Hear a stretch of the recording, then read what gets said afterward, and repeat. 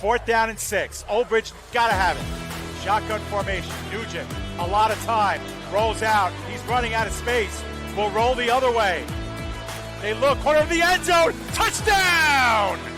Rowan heading for the touchpad with the lead. And the props will take the men's 400-yard freestyle relay. Andrews will be in shotgun. He takes the snap, makes the handoff. He'll throw it down the left sideline. He's got a wide open receiver. He's got the touchdown.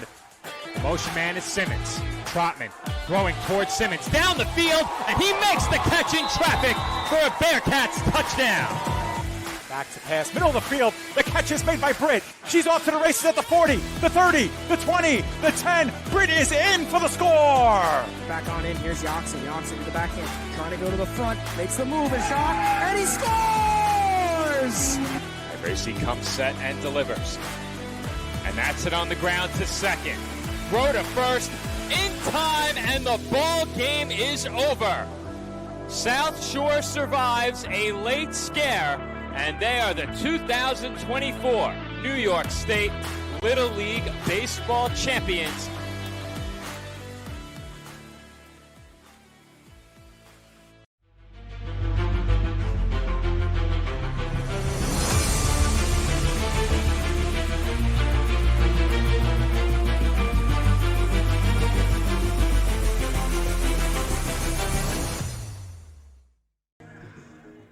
Live from Lombardi Field in Old Bridge, New Jersey, the PDF Sports Network is proud to welcome you into coverage of Old Bridge Knights High School football. Good evening, everybody. My name is John McCool, joined alongside Joe Foreman and Nicholas Bavona, and tonight, the 4-1 Knights look to continue their winning ways after back-to-back victories, and they take on an out-of-division opponent against the Morristown Colonials. And Joe and Nick, the Knights team has been really dominant over the past 2 weeks with the victories over South Brunswick and East Brunswick by a combined score of 93-7. Guys, how are we feeling heading into game number 6 for the Knights? John, if you're the Knights, you have to be feeling pretty good at this point in the season. Each of their 4 wins have been very decisive and in many ways completely dominant. The one loss on the schedule to Piscataway was a disappointing result 3 weeks ago, but you already touched on how this team has taken their play to another level the past 2 weeks. I think this Morristown team certainly presents a challenge for the Knights as they enter the back half of the schedule, but looking at how well Old Bridge has played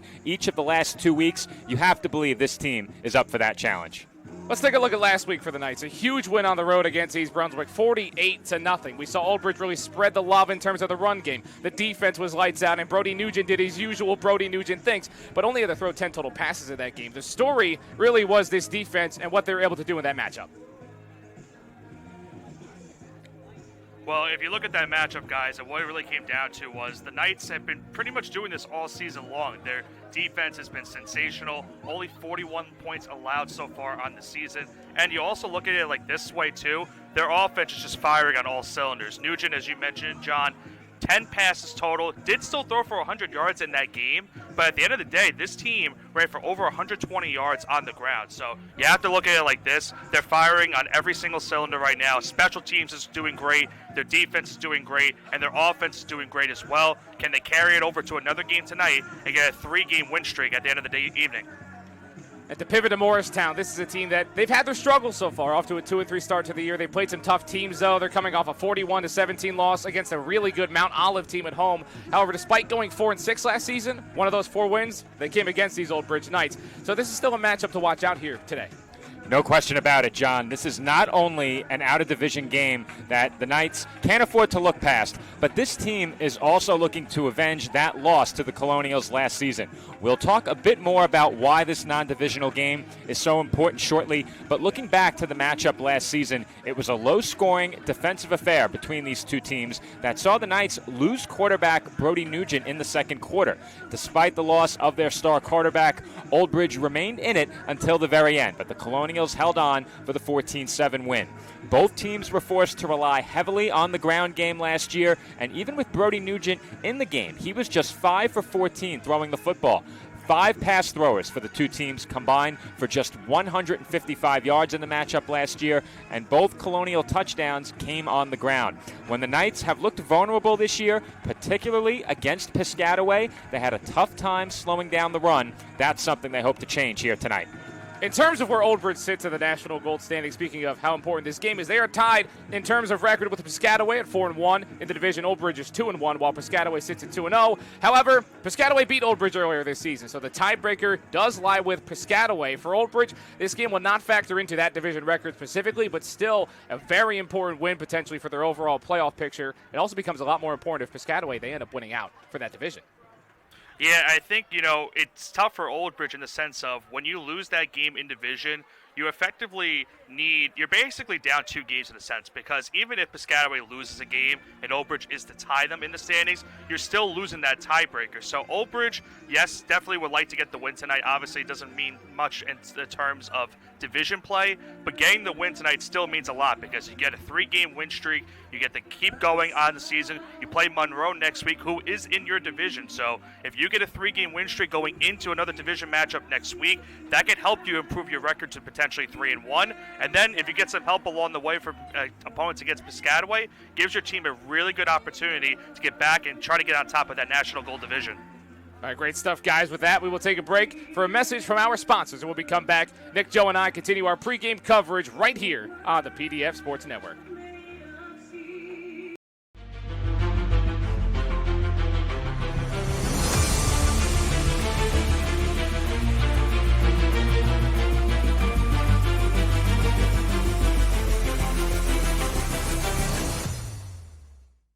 Celebrating 65 years. The Old Bridge Rebels Youth Organization is the longest-running and most successful youth organization, serving Old Bridge Township.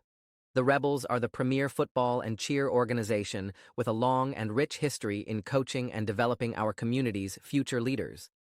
Through proper guidance and leadership, the Rebels program assists the youth in developing the qualities of safe play, discipline, teamwork, fundamentals, and well-being. We will continue to focus on these goals while maintaining a strong presence in the community. Check us out at swsrebels.org. This football season, stop by Market Boy Liquors, your hometown destination for over 20 years. Family-owned and operated, our 8,000-square-foot store features the largest beer cooler in the area, plus an unbeatable selection of wine, spirits, cigars, and craft beer. Conveniently located at 1132 Englishtown Road, Old Bridge, New Jersey, 08857, Market Boy Liquors is proud to serve our community with the best variety and friendly service. Call us today at 732-251-4616 and make Market Boy your game day headquarters.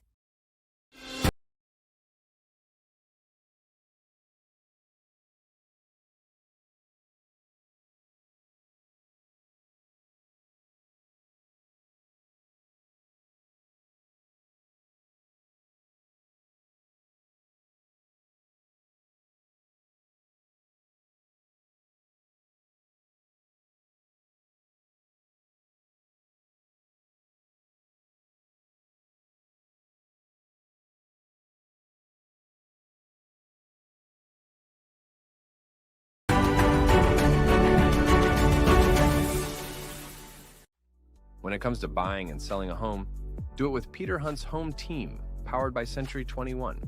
For years, Peter has dedicated his life to the real estate industry, offering help and care to all of his clients. With experience and proven results, Peter is an award-winning realtor and the top producer for Century 21 Action Plus. A resident of Old Bridge, put Peter to work at selling your home or finding the home of your dreams. Call 1-800-299-2129 or reach Peter directly at 9086-014-934. For raising the standard in facility services and commercial cleaning look to Pritchard Industries. For over 35 years, our commitment to creating clean, healthy, and safe environments is unwavering, ensuring that your facility not only looks pristine, but also promotes well-being and productivity so your business can excel. Specializing in comprehensive commercial cleaning solutions, advanced facility services, responsible sustainable practices, and innovative technology, contact us now at PritchardIndustries.com. Pritchard Industries, here for you.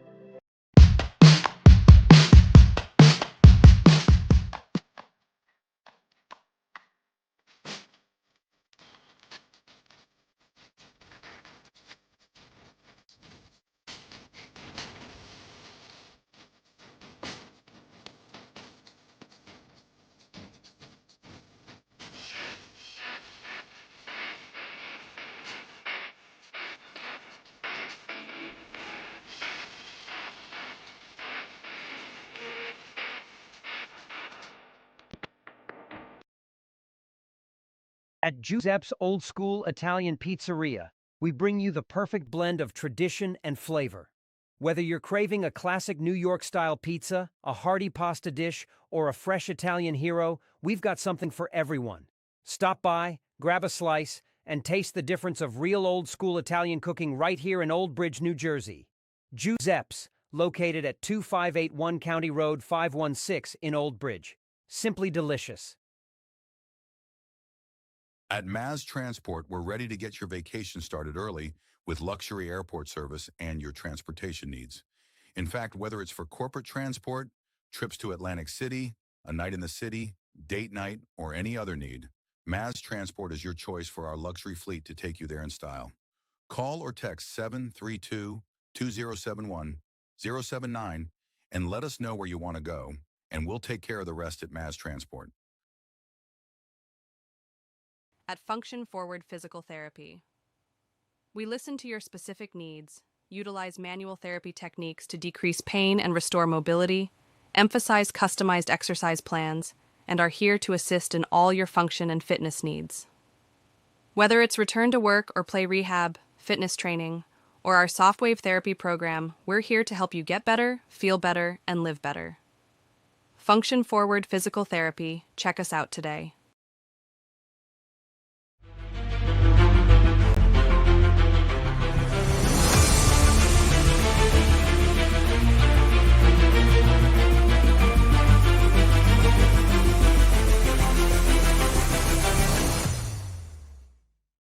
And we are back here on the PDF Sports Network as we approach kickoff between Old Bridge and Morristown. But for the first time this season, we get a chance to hear from some of the Knights ahead of tonight's game. My broadcast partner, John McCooch, along with our engineer, Nicholas Bavona, are down on field level. John is joined by Knights head coach, Matt Donahue.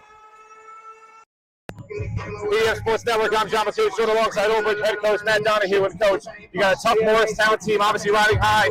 How do you keep your team kind of level after two big wins? Yeah, we just got to focus on ourselves. That's been the motto all season long, focus on ourselves. Don't shoot ourselves in the foot. And, teams that, when we fail on certain possessions because we do something wrong, and the biggest thing is just focus on ourselves.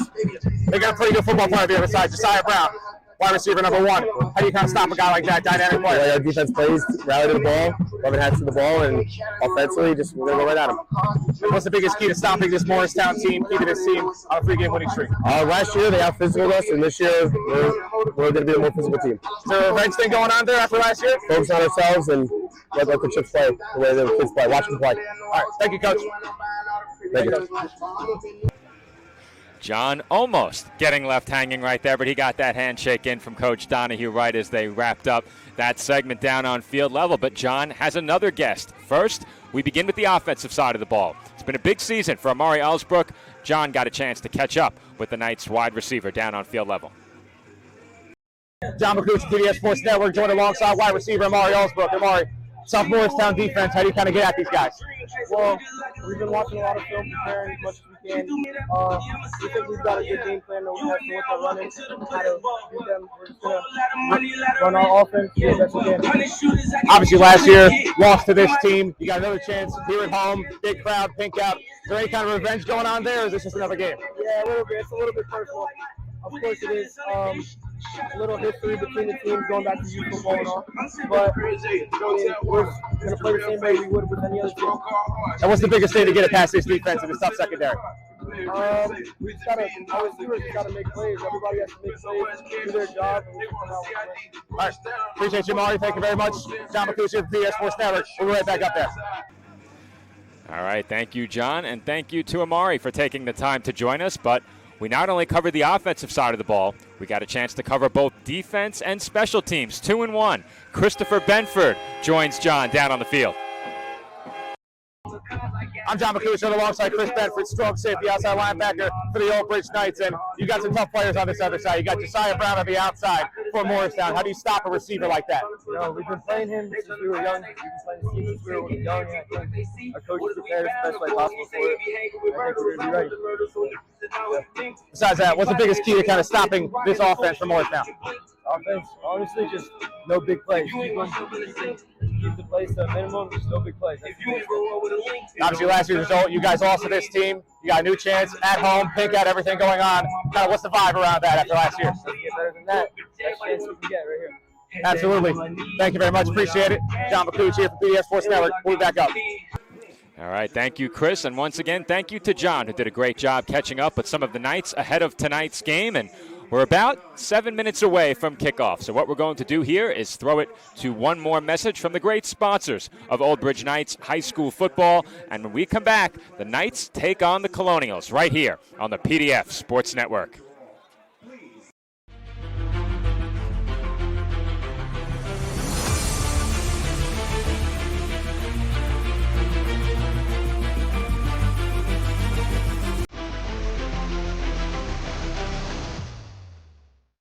Since 2003, Elite Sports Physical Therapy of Morganville has developed customized care and physical therapy programs for thousands of athletes through evaluation and setting athletic goals. Whether a torn ACL, dislocated shoulder, or concussion is keeping you on the sidelines, our highly trained physical therapists can help you recover and return to the field or court in better shape than ever before. Come see what we are all about. Visit us at elitespt.com or call us today to book a consultation. At Bagel Boy Bagel Shop in Old Bridge, we're more than just bagels. Come visit us at 2329 County Road 516, where we bake our bagels and bread fresh daily, have the freshest fruit and veggie platters, and an assortment of sandwiches and plates that are sure to satisfy. Bagel Boy is a proud sponsor of all things Old Bridge. Go Knights and go to Bagel Boy. 2329 County Road 516 and at bagelboyonline.com. Old Bridge students take advantage of the Old Bridge special at Bagel Boy. 10% off all purchases with your valid student ID. Protect your family, pets, and your wallet with Anchor Pest Control. We provide coverage for all your pest removal needs, and our all-inclusive service saves you money. We've designed our services to be both comprehensive and budget-friendly for homeowners. Plus, with our premium service, you'll get a free mosquito application. See how Anchor stacks up against the competition. Visit us, anchorpestcontrol.net, or call 888-623-2847 for information and service.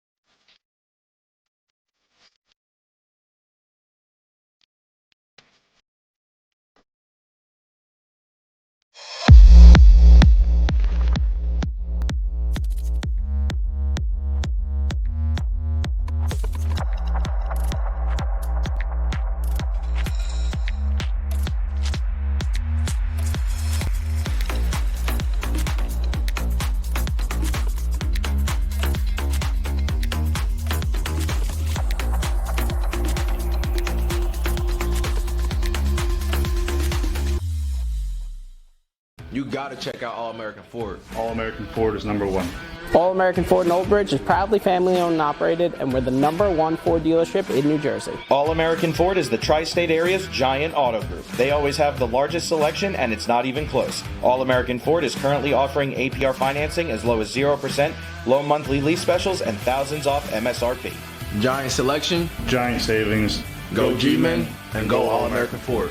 Shop online at allamericanfordandoldbridge.com. Getting a home loan shouldn't feel like an obstacle course. At CMG Home Loans, getting a loan is simple. Our loan officers are here for you every step of the way. With over 2,000 five-star reviews, when you're ready to buy or refi, we'll work together to find the loan you need for the home you love. CMG Home Loans. Simplified, trusted, committed.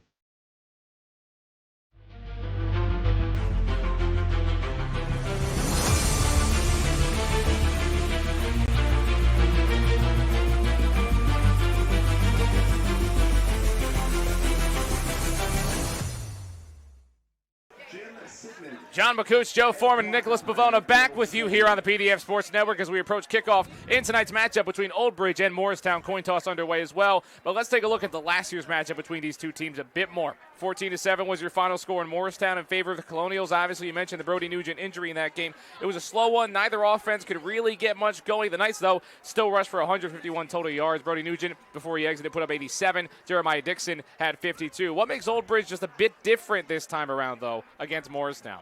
Well, we touched on it already, but being without Brody Nugent last season for much of the game definitely hurt this Knights offense. So immediately, that's one big change. And not only is Nugent in the lineup, but the offense is red hot coming into tonight's game.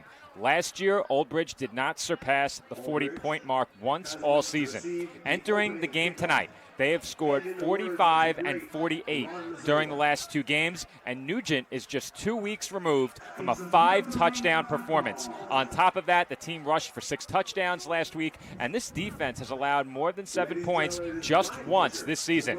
I'm not sure how much better the Knights could be playing right now, and if they can take it up another level from here, they will certainly be incredibly scary come the postseason. And when you talk about this matchup today, we have seen an Old Bridge team only allow 41 points in 5 games. The younger talent from last year has stepped up into new roles. Coach Matt Donahue has this team fired up and ready to roll on that side of the ball. Obviously, this offense has been great as well, but what's been so great about this defense the last couple of weeks?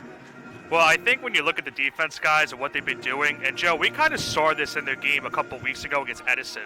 First play of the game, remember how that game started. Edison went down the field, first play, touchdown. I think it was about an 80-something yard touchdown. After that, Old Bridge struggled in terms of stopping the run in that game. They really were having a tough time in that first half. The second half has been what we've seen from the entire season from this Knights defense. They finally were able to stop the run, but the biggest thing also is that they were able to get great job in the secondary. No passes were being forced by that Edison offense. And you look at the matchup last year with these two teams, we're going to see if Morristown can get the job done. Can they get something going in terms of offensive style? We saw last week they threw for over 300 yards. The week prior, they threw for about 100. So it's a little bit of change of different styles from these teams. What will Morristown do in this game here today to try to throw the Knights defense off guard? Plenty on the line today. We're going to keep it right here for kickoff. Real quick, Joe, one key to the game. I think when you look at what these two teams did last season, it was a lot of running the football. The team that is able to pass the football tonight will be the team that differentiates themselves. We know these two teams want to pound the rock. The Knights have been airing it out well. Going back a couple of weeks, huge performance by Nugent. If they can do that, they have plenty of faith in their defense. And we are underway here at Lombardi Field. This kick will be returned by Old Bridge, barreling through a few defenders and taken down just around the 27.5-yard line. So Old Bridge's offense here with Brody Nugent at quarterback will start things off today in a huge matchup against Morristown for their overall standings. Obviously, Brody Nugent has had a fantastic season in his senior season, 925 passing yards already. We looked at Brody Nugent last year. They ran the rock with him a ton. They're still running the rock with him a ton, but Brody Nugent really emerging as a passer as well this season. He's become a dynamic quarterback for this Old Bridge offense as we're about to get underway for the first play of the game. I think a big part of that, John, is the spread look that they've been allowing him to run this offense out of. It's really opened up the passing game, and he's still excelling as a runner despite being the only man in the backfield much of the time. They do run a lot of empty set as Nugent drops back, looking left, makes a strike, and that's too far of his receiver, Cam Olivencia, who's been solid so far. So second down and 10 for the Old Bridge Knights after the kickoff. Yeah, and if we're going to see, guys, what this team does here today in terms of trying to get the job done. As you mentioned, John, they've been passing the ball a little bit more than we saw last year with this team, and we've been seeing that for a bunch of the season. Last week, though, they did not have to do that and then win a 48-0 win. As I mentioned earlier on, 11 different players had a carry, at least one carry in that game, and that's really what the story was of that game. It was the rushing attack as well as the defense. Nugent, he's got Rizzo in motion, coming back the other way, and we've got a whistle and what looks to be a flag and a false start, so that'll back him up. Second down and 15. Old Bridge. We haven't talked as much about penalties over the last few games, but it's been a factor for this Old Bridge Knights team, really since last season too. Yeah, no question about it, John. We've seen this team at times plagued by penalties, and I think when the best method of slowing down your offense is self-inflicted wounds, you can look at that as both a good thing and a bad thing. You hate to give away yards by penalty. That being said, defense has had a really tough time stopping this offense on their own. Another second down and 15 after the false start. Try that looks to be probably the same play here with Rizzo in motion. Fakes the handoff. Nugent running out to his right, bouncing over towards the outside. Barrels a defender down, and he picks up some yardage at around the 33-yard line. Brody Nugent getting going early in the running game. Third down. Well, it's good to see Nugent get going on the ground early. We know how big of a part of this night's offense Nugent's legs are, both as a runner and in the passing game. He is one who can break, contain, and pick up yards on the ground in the scramble drill as well. And how about that? They put a big hit on him last year. It knocked him out of that game. Nugent deals a big hit of his own early in this one. And I know Coach Donahue said the revenge thing doesn't matter, but I think the players may think the opposite. Brody Nugent definitely thinking about that hit that he took last year. But he's got an empty set and a big third down coming up. Nugent rolling out to his left. This is what he does so well. Throws down the field. He's got Olivencia. First down, Old Bridge, and he's down at the 46-yard line. Big completion on third down for the Knights on this opening possession. It keeps the drive alive, though. We know that in any given situation, the Knights might be willing to go for it on fourth down via the fake punt. They don't need any punt fake on fourth down, as you'll get a look at the big completion by Nugent here. I mentioned it. He excels in the scramble drill. He can deliver a strike rolling left, rolling right, or from the pocket. He can throw from any body position out there. Big play for this Knights offense. If Caleb Williams was left-handed, he'd be Brody Nugent. Nugent fakes the hand, gets the handoff down again, picks up some yardage, and that'll cross the 50-yard line for the Old Bridge Knights. A good chunk here on second down and a few.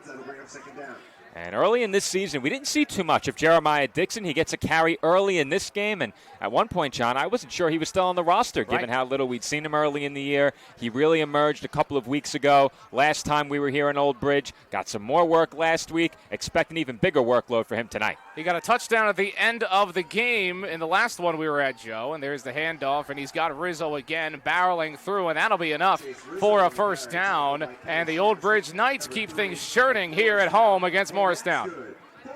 Yeah, and that's the guy we've been seeing. You mentioned Dixon. We haven't seen a couple weeks so far, Joe. Rizzo has been the guy we have been seeing in that backfield for this Knights offense. Gets the first down, that last carry. Another empty set look for Old Bridge and Brody Nugent. Allsbrook in motion, fakes it. He's going to barrel through. He's got a hole, and Brody Nugent be just short of a first down. Looks like picks up 8 or 9, and the Old Bridge Knights continuing to work, but we've got a flag coming up after the play. Well, you have to like the balance on this opening drive for this Old Bridge offense. Now, we may have to get our hero camera operator moved into the aisle. I think Vinny's having a bit of a tough time with the perspective, but what I'll do after this drive is attend to that. We'll get him set up in the aisle. Me and Nick will have a chat. We'll be good. Hopefully we can get that set up for you and our crew and everybody. It's always tough to set things up at the bleacher sometimes. We figure it out. So the Knights get backed up on a personal foul here, so that's a big blow. We talked about those penalties just before. Well, penalties like that are unacceptable. A big run gets you within about a yard of a first down, and immediately you give all of that yardage back and then some with the 15-yard personal foul. And it seems like this drive's been a few minutes long. We are not even 2 minutes into the first quarter yet. And had that play stood, the Knights were inside of the 30-yard line at about the 25 or 26. So this drive is seeing the Knights move down the field quickly, and it's been a very well-balanced attack as well. You like to see that. You'd imagine that was after the play, so it'll be second down and quite a bit after a big penalty. So, again, they were driving down the field, a classic Brody Nugent handoff, but we'll see if they can pick it back up. Nugent looking towards his sideline and the coaching staff here to try to set this play up. Another empty set. Receivers on his right. He's got Rizzo moving over towards the backfield. And Old Bridge taking their time. They need a lot to go. This will be a handoff to Rizzo. Barreling through, he'll pick up a few, so that'll make it third down and long.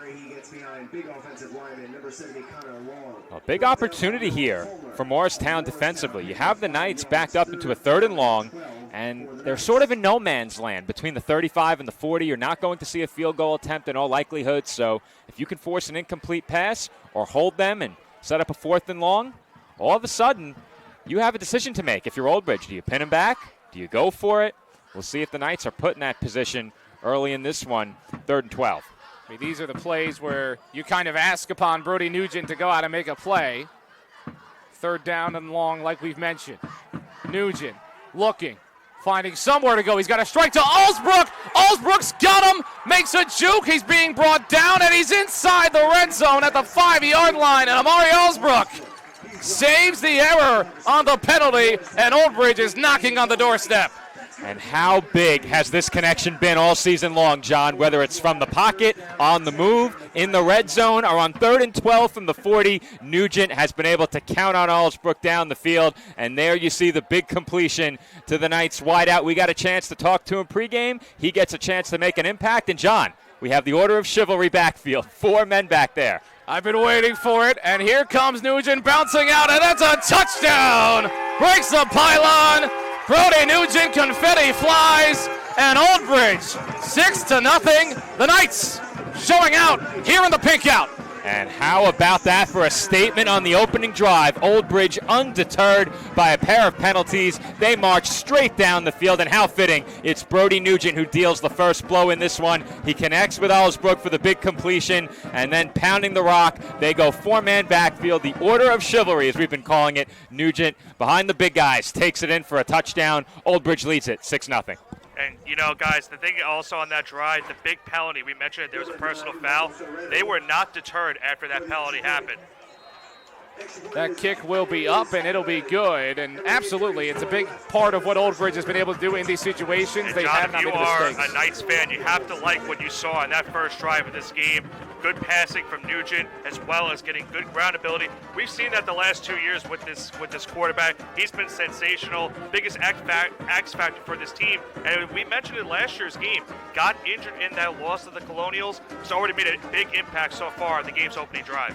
I mean, that's just exactly what you expect out of Brody Nugent in this game. Again, you do have to be happy. I mean, it's obviously they're going to go back in the film and they're going to rag on whoever committed that penalty, that personal foul. But the score, it doesn't matter at the end of the day. So, Coach Matt Donahue's got a lot to look at there, but you got to give it to Old Bridge, their resilience on that drive and the ability for Brody Nugent to make a strike. I mean, you go and you find your best receiver, your ex-receiver, you get it done, first down, let him get in there, and Chivalry is still alive here in Old Bridge, New Jersey. And now the question is going to be for Morristown, how do they bounce back after giving up that opening drive touchdown?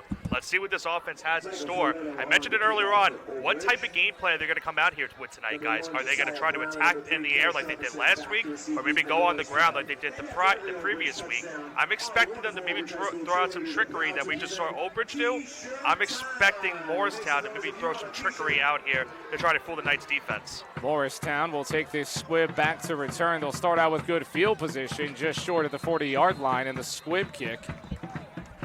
Michael Ferretto on that kickoff, and Old Bridge able to defend as much as they can. So I'll give you my take on what I think Morristown is going to do. They've got an absolute superstar in the class of 2026. Josiah Brown, who I asked Coach Matt Donahue about, he's not worried. I would be if you watch the tape on Josiah Brown, a star receiver, 362 yards on the year. He's got interest from a lot of schools. He did a visit to JMU. He's got an offer from Villanova and Lafayette. He is an absolute stud at receiver, so we'll see what he's able to do. Check out number 1 for Morristown of the Colonials today. That's who I'm looking for.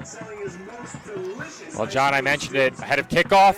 I think the team that differentiates themselves in the air tonight will be the team that gains the advantage. We'll see how much of a role he can play in the passing game. Morristown starting out with the run, doesn't get much on that play, and obviously the Old Bridge defense off to such a great start this season, guys. What are you seeing out of this Old Bridge defense? What makes them so good? I think it all begins with being fundamentally sound. This is not a team that misses tackles. This is not a team that makes a lot of mistakes. They don't commit key penalties in the secondary down the field. They give their players a chance to make plays defensively, do not get penalized, and whenever they put a ball up against this Old Bridge secondary in the passing game, we've seen it from offenses trying to throw. This team has a knack for those takeaways at the safety spot. Xavier Diaz has been great. This front has applied a lot of pressure, making it possible for those INTs as well. Something we don't see from Old Bridge a lot. Under center football with the handoff, bouncing through, makes a no gain into a couple yards, and now a third down and medium for Morristown. The quarterback, Weston Elms, here for Morristown and the Colonials. That handoff was over and out to Kenneth Sharperson, who kicked off before to start things off. So third down and a good ways to go. In this Old Bridge defense, the alarms will be blaring as Old Bridge and the Knights, after their offense put them up 7-0, now have third down and a chance to give them the ball right back on a 3-and-out chance here as this Morristown offense have not thrown the ball yet. 2 runs, didn't go much to go there. Obviously, we mentioned that Old Bridge has had some struggles with the run earlier on in the year. Those issues have been, for the most part, cleaned up from what we've seen. But obviously, this team, they do enjoy running the football from time to time. You got Kenneth Sharperson, who's got 428 yards on the year and 3 touchdowns on 70 carries. So we'll see maybe if this ball goes back to him as well as they keep it here on the ground for Morristown. And he's stuffed right at the line of scrimmage. So 4th down coming up, and this Old Bridge defense gets the stop. And, John, that's one of those play calls on 3rd down that usually tells you a team plans to go for it on a 3rd and medium, but immediately Morristown is going to send out the punting unit. So it appears that the Knights defense has a very quick 3 and out, and Old Bridge should be getting the football back, barring what we've seen many times already this year from the Knights, a fake. And keep in mind also, it's 4th and 4, so if the Knights were to jump off sides, it would give Morristown a 1st down. So that's something that they also need to try to avoid on this play right here. And we talked about penalties in this game. That tackle was made by Noble Heron for Old Bridge. So again, we'll watch out for the fake. You always got to be careful, always got to be on your toes. Running to his right, and he will punt this football. Brody Nugent is the punt returner, surprisingly enough. Nugent trying to bounce this out, and he will be brought down just around the 27-yard line. And Old Bridge with the football right back up 7-0. But guys, late flag on the field as well, right around midfield. So we'll have to see what that penalty flag is for. 5:45 left here in the first quarter. We'll see what that penalty is. It looks like it's holding on the Knights offense. I believe so. So Old Bridge will be backed up just a bit after that. And we still are waiting on kind of the official signals, but that sounds like it's what it's going to be. And that is absolutely what it's going to be, holding against Old Bridge. So a decent return after the punt for Brody Nugent, gets called back for a bit after the penalty. And Old Bridge will start off in just a bit of a less favorable field position for this offense. But now, guys, they just got to stop a 3 and out. You scored a touchdown on your first drive. I mean, you have to be feeling great if you're Old Bridge. I think what you really have to like about that opening drive is how well balanced it was, and they managed to maintain that balance without everything going according to plan. They had the pre-snap penalty, 2nd and 15. Down the field, they had the personal foul. It became 2nd and 12. After what would have been a 3rd down and about, or I should say a 2nd down and about 1, it became, I believe, 3rd and 16 or 2nd and 16. But they managed to stay on schedule, even though they were knocked off schedule by a couple of penalty flags, kept moving forward. Pass game, run game, both effective. Touchdown drive. Hand off to Rizzo. Rizzo looking for a hole. Chase Rizzo barreling through, and he gets to about the 25. So a few yards there for Chase Rizzo, who we've seen a lot of early in this season. We were kind of wondering who the main running back was going to be for Old Bridge. We were looking at Jeremiah Dixon. Chase Rizzo has really gotten a lot of action, not just in the backfield, but obviously in the slot as well, where he lines up right here, as Brody Nugent will look to lead this Knights offense down the field yet again in the game against Morristown, looking for revenge after last season. We'll see what Nugent's able to do in this empty set. He's got Allsbrook in motion. Fakes the handoff. He does get the handoff to Allsbrook. He faked me, and Allsbrook will fight through for a 1st down.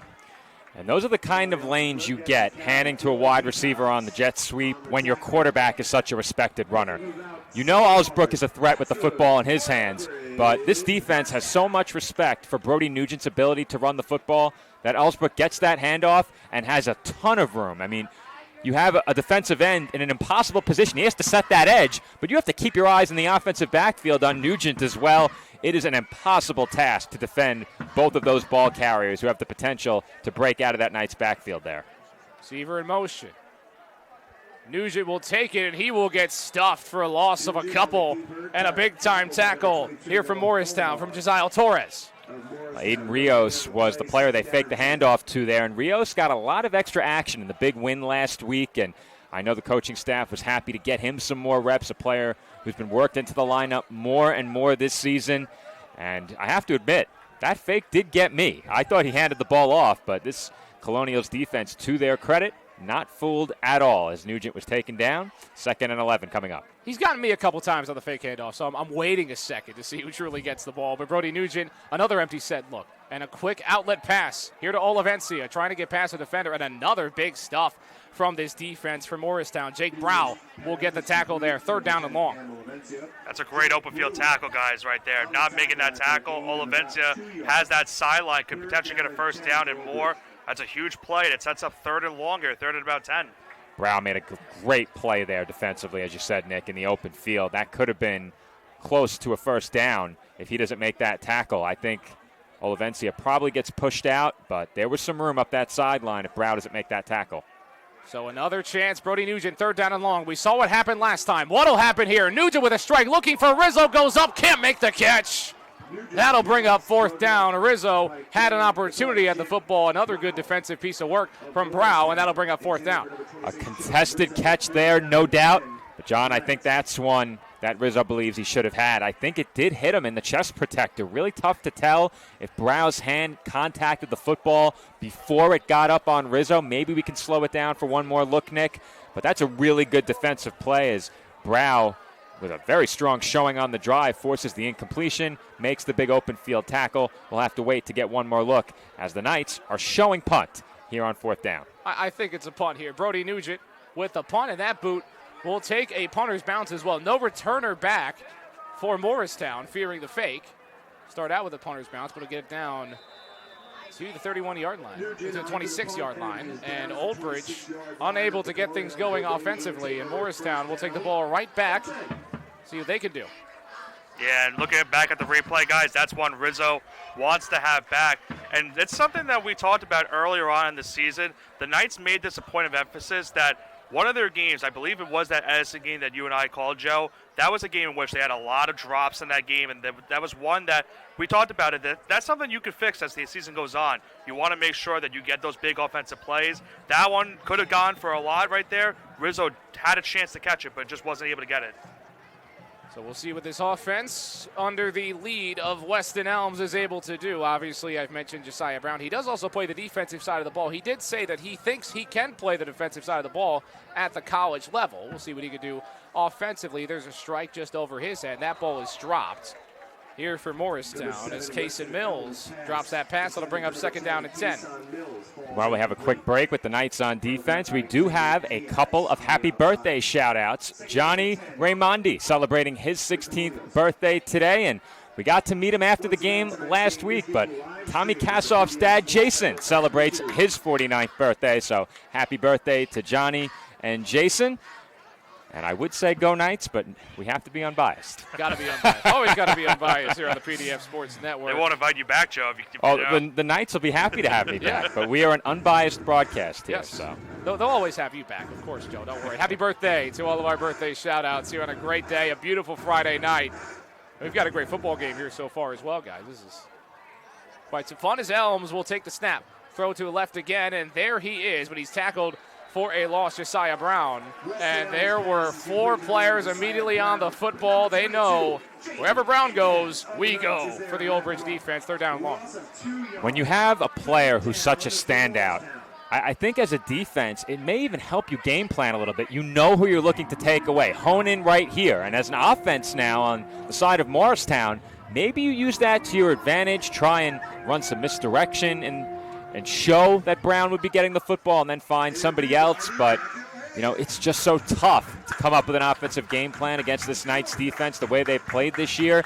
The only team that has had sustained success in Piscataway, they had that success largely on the ground. They pounded the rock for 4 straight quarters, controlled possession, bled a lot of clock, and playing from behind, that's tough for a team like the Colonials to do early in this game, trailing 7-0.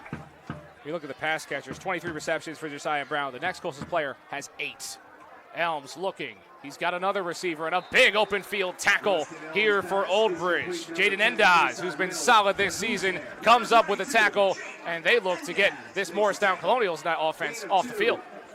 And I mentioned it before in speaking about our keys to the game. This Knights front defensively, look at that pocket collapsing. You have players trying to swat that ball. Michael Kavas among them getting up there and trying to knock that one down. He's 6'3" off the end with his hand in the passing lane. And when the quarterback is forced to get the ball out so quickly, it is really, really tough to find openings against this Knights defense. If you're going to find openings down the field in the pass game, you need to extend plays.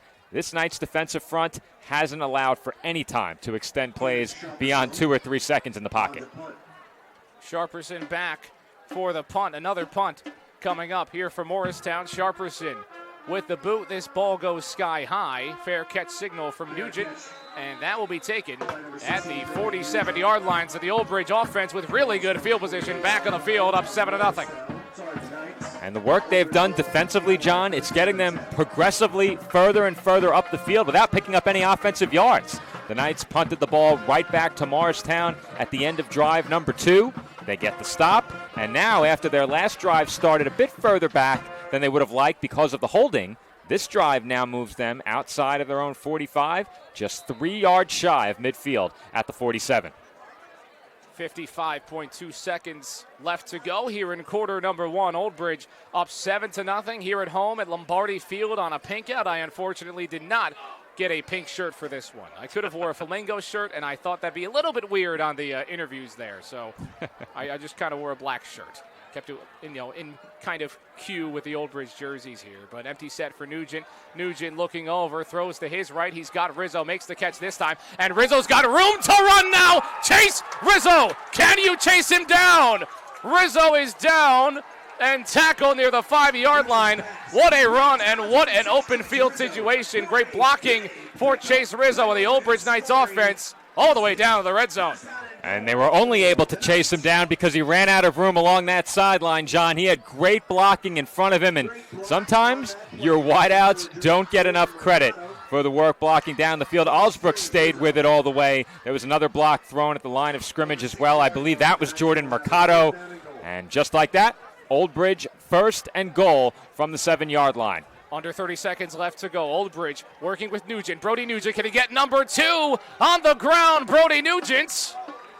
Got it! Touchdown, Old Bridge. Brody Nugent. Another rushing touchdown for him. And the Old Bridge Knights ground and pound after the Chase Rizzo completion. The Knights, 19 seconds left of the first quarter, but they're up 13-0. Well, I mentioned it during the pregame, John. The team that differentiated themselves in the passing game would gain a significant edge. Early in this one, Old Bridge has 2 big plays through the air. One involved the big run after the catch on this most recent drive by Rizzo, and both drives end the way that we've seen so many Knights drives end, with a Brody Nugent score. Kick is up on the point after. It'll be up and it'll be good. Old Bridge up 14-0 here in quarter number 1 on pink out night. And what a drive, really, a shorter drive with good field position. But Old Bridge, an opportunity to go up 2 scores against a Morristown team. 14 is how many points they had in the last time they matched up against this team. They've got 14 in the first quarter. Yeah, I think also, guys, has got to be a big sigh of relief right there for Chase Rizzo. We talked about the last drive, had that play on 3rd down, the one that hits off of his hands, goes incomplete. What better way to forget about that play? First play of the drive, big-time completion down the right sideline, almost getting into the end zone, getting inside of the goal line, setting up that Nugent touchdown. And while we have a break in between possessions, I'd like to thank one of our sponsors of Old Bridge Knights football, the Candied Ham softball team. You can check out Candied Ham on Instagram at CandiedHam_official. The Candied Ham softball team, a proud sponsor of Old Bridge Knights high school football. And joining us this week as a new sponsor of Knights football is Maloof Chevrolet, another proud sponsor of Old Bridge football. Check out Maloof Chevrolet, your local Chevrolet dealer and a proud sponsor of Old Bridge Knights football. There's an onside. Going the onside kick. They're getting aggressive with Coach Matt Donahue, but it goes the way of Morristown. I guess you thought you got a squib on the last kickoff attempt. You go for the onside kick. With the new rules in the NFL, you forget you can do that sometimes. Yeah. What do you think? Are you trying that right there, the way your defense is playing, or is that a show of supreme confidence in what your defense has done so far? I mean, it's a little bit of both, right? It's very much, I think it's more so on the confidence side. You believe in your defense. You're willing to take that risk. You try to kind of pull a Pat McAfee there in that one game. I think it was against the Texans where he got into midfield. But I like that call. Matt Donahue, Nick Saban, same guy, right? So we'll see what they can do. That's high praise right there for Donahue. I mean, he did that against Clemson. That won him a national championship. That's right. So you got to be aggressive sometimes as a head coach. I'm trying to stay on his good side after he almost faked me on the handshake there. Elms with the handoff back up the middle, just crossing the 50, and a big hit from Endaz on the end of that one, but he picks up a couple, and that probably will expire the first quarter of play. Just under 10 seconds left to go. I really didn't think I was going to get the handshake off. I really didn't think it was going to happen. If he didn't handshake, I would have cut it off just to make sure no one saw Nobody would have seen it if you got left hanging. Right. Now, the last time that we had a handshake end with a party being left hanging, that game did not reach its conclusion. So wow, yeah, that it did. You're right. We had a first in terms of the handshake denial, and then we had a first in terms of a game not reaching its conclusion. So the first quarter has reached its conclusion on the PDF Sports Network, and we'll probably keep it right here on the PDF Sports Network. A great moment so far here, 14-0, guys. What are your thoughts on so far on this Old Bridge offense and everything they've been able to do? Well, looking at this Knights offense, what really stood out to me in that first quarter is something I mentioned before, the balance. They were knocked off schedule with a couple of penalties. They got right back on schedule, and I think you've seen just about everything you'd want to see from this Knights offense so far, except staying penalty-free. The personal fouls, unacceptable. You can't have that following the conclusion of a play. Procedural penalties happen. You want to clean those up as much as possible. I would say almost impossible to eliminate those completely, but overall, I think you have to be pretty pleased with what you've done offensively if you're the Knights so far in this game, and I think when you get this kind of balance for Old Bridge offensively, they are really, really tough to stop. Nick, what's the best thing that you've seen about this Old Bridge offense and this Old Bridge team? I think it's just been a mixture of what we've been seeing all season, guys. They're doing great things in the air, but their running game is also doing a great job as well. Trying to get this handoff up, and they keep churning the butter, finding ways to get through, almost getting halfway there, but that'll be just shy of the 45-yard line here after that handoff, and a lot of handing the ball off here for this Morristown offense. They're trying to build their identity and establish the run game. And I think also what's frustrating too, if you're Morristown, is how do you stop an offense like this where they could do both things as better as anyone else can do in this division? They're passing at a great efficiency rate. They're running the ball and getting about 5 to 10 yards a carry. This is really tough for any defense in this division to do so, and it's shown right now so far in this first half. Old Bridge looking for a stop here after a dominant first quarter. Weston Elms trying to keep his team within reach. Elms dropping back. Makes a throw, might have got there early. Good timing then, and a stop for Old Bridge defensively. Tommy Kessoff, the linebacker, gets in there. And we'll get one more look at that play and see if perhaps the contact did occur a bit early. Either way, that's a very high-risk throw. Here's a look at it in regular speed, and looking at it in real time, I'd be inclined to say there was early contact. There was also the rear of a hairline in there. Yeah, a little bit. Yeah, they're closing in around Vinny there. We're trying to find him some empty space. And here's one thing I also saw in the play, guys. They had a wide receiver open on that sideline. They had number 2 wide open, but it was not the best of reads right there on that play. And we'll see what they do. 4th and 5, you're down already 2 scores on this opposing side of territory. Do they fake it? We'll see what they do. We haven't seen a fake yet in this game. Sharperson will punt this football. Doesn't get a good piece of that ball, but he does get a good roll. Very good bounce. Very great bounce at the 18-yard line. So kind of chipped it there initially, but that did take a phenomenal bounce. And now Old Bridge pinned back inside their own 20 here for this offense. Yeah, that went from about a 20-yard punt to about maybe 35 to 40 yards just because of the bounce at the end of the play. So that's a big break if you're the Colonials right there. But now the pressure's on this defense, John. Now you're down 14-0. Your offense hasn't been able to get any traction so far in this game. This defense really needs to make a big play right now in order to give them a chance in this one. And for Old Bridge, I mean, they have been, again, riding high. 2 big wins. They've won, again, 93-7 in terms of a combined score. It's within the hundreds now in terms of the points they've put up in the last 3 games. Old Bridge has been dominant. Old Bridge has just came out, whether it's at home, whether it's on the road. They've been just outstanding on both sides of the football. And now up 14-0. They're in position to continue not just their winning ways, but their dominant ways. They're looking to really get this team to the next level. Coach Matt Donahue and his crew have really done a fantastic job developing these players. They've got a great senior class in right now on both sides of the football. And we'll see. Very spread out is Old Bridge here. And there's the fake handoff. Nugent trying to step up, and a flag on the field as that tackle was made by Mason Wessner. Tend to think that's holding in the area that it's currently at. Usually. You know what you do when you assume, guys. I wasn't in the press box, so I speak for just the two of you. But I was right. We were right. I wanted a gotcha moment. You'll probably get one at some point today, Joe. Don't worry. But not here in the second quarter just yet. So it is right. Our assumptions are correct. A holding penalty backs Old Bridge a bit more. So first down and long. It's always tough getting backed up, but we've seen, again, Old Bridge has not had struggles when it comes to after the penalties they've committed. It kind of got to them a lot last season where they weren't able to bounce back. They've learned how to bounce back. They're a much more resilient football team, I'd say, than they were last season. Not to say they weren't, but they're just on a different level right now. They're really backing up. I think that really is a testament to the job that Matt Donahue and the staff has done. We've seen a lot of the key players from last year factoring in again this year, but this team has taken a huge step forward from where they were at this time last season. They were battling for a playoff spot at one point, 3-3. They have a chance with a win tonight to move to 5-1 through 6 games. Nugent looking, takes the ball, bouncing out to the outside, makes a move past the defender. Brody Nugent continues to find his way through and pick up rushing yards on the ground. Nugent makes it a lot more manageable when he can fake a handoff and just barrel like he did. And he made a gain of 14 look easy, John. Yeah. I mean, he took his time in the backfield, patient running, but not to the point where it was a fault. As soon as he found that opening, he burst through it and picked up the 14 yards on the ground. Not to mention, he ran over another tackler at the end of that play as well. I mean, if you're going to injure me last year, I'm going to get to you this year, is what Brody Nugent's saying. We'll see what Nugent can do.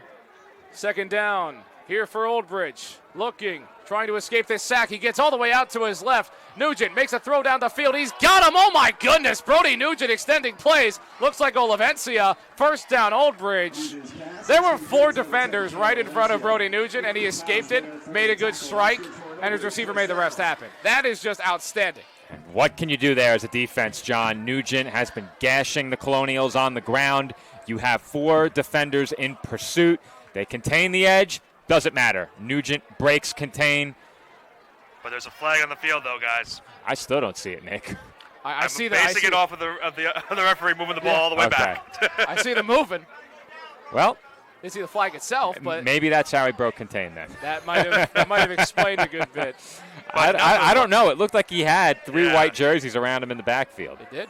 But irregardless, it's still a great play by Nugent. As you mentioned, Joe, he had pressure on him. He had to make a stiff arm play just to avoid the sack in the backfield, extended the play with his legs, found Olivencia, but unfortunately that flag will push them all the way back. Now I see the flag as they threw it back. But where was it? Near the down marker on the sideline? It basically looked like that's where it was from. I never found it on the field. Yeah.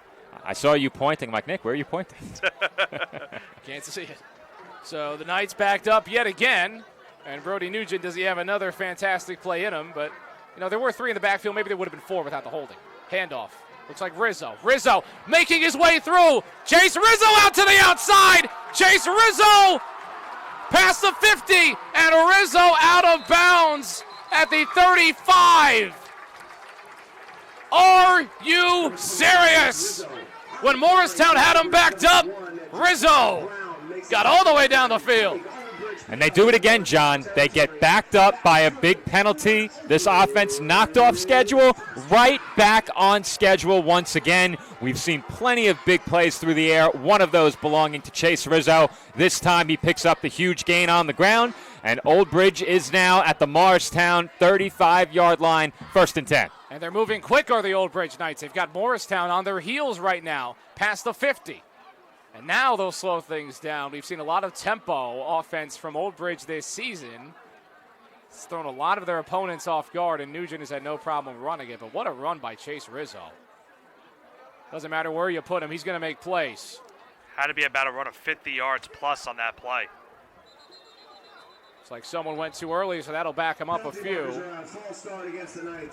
That might have been a bit longer. They're at, what, the 5-yard line, and then they got all the way to the 35?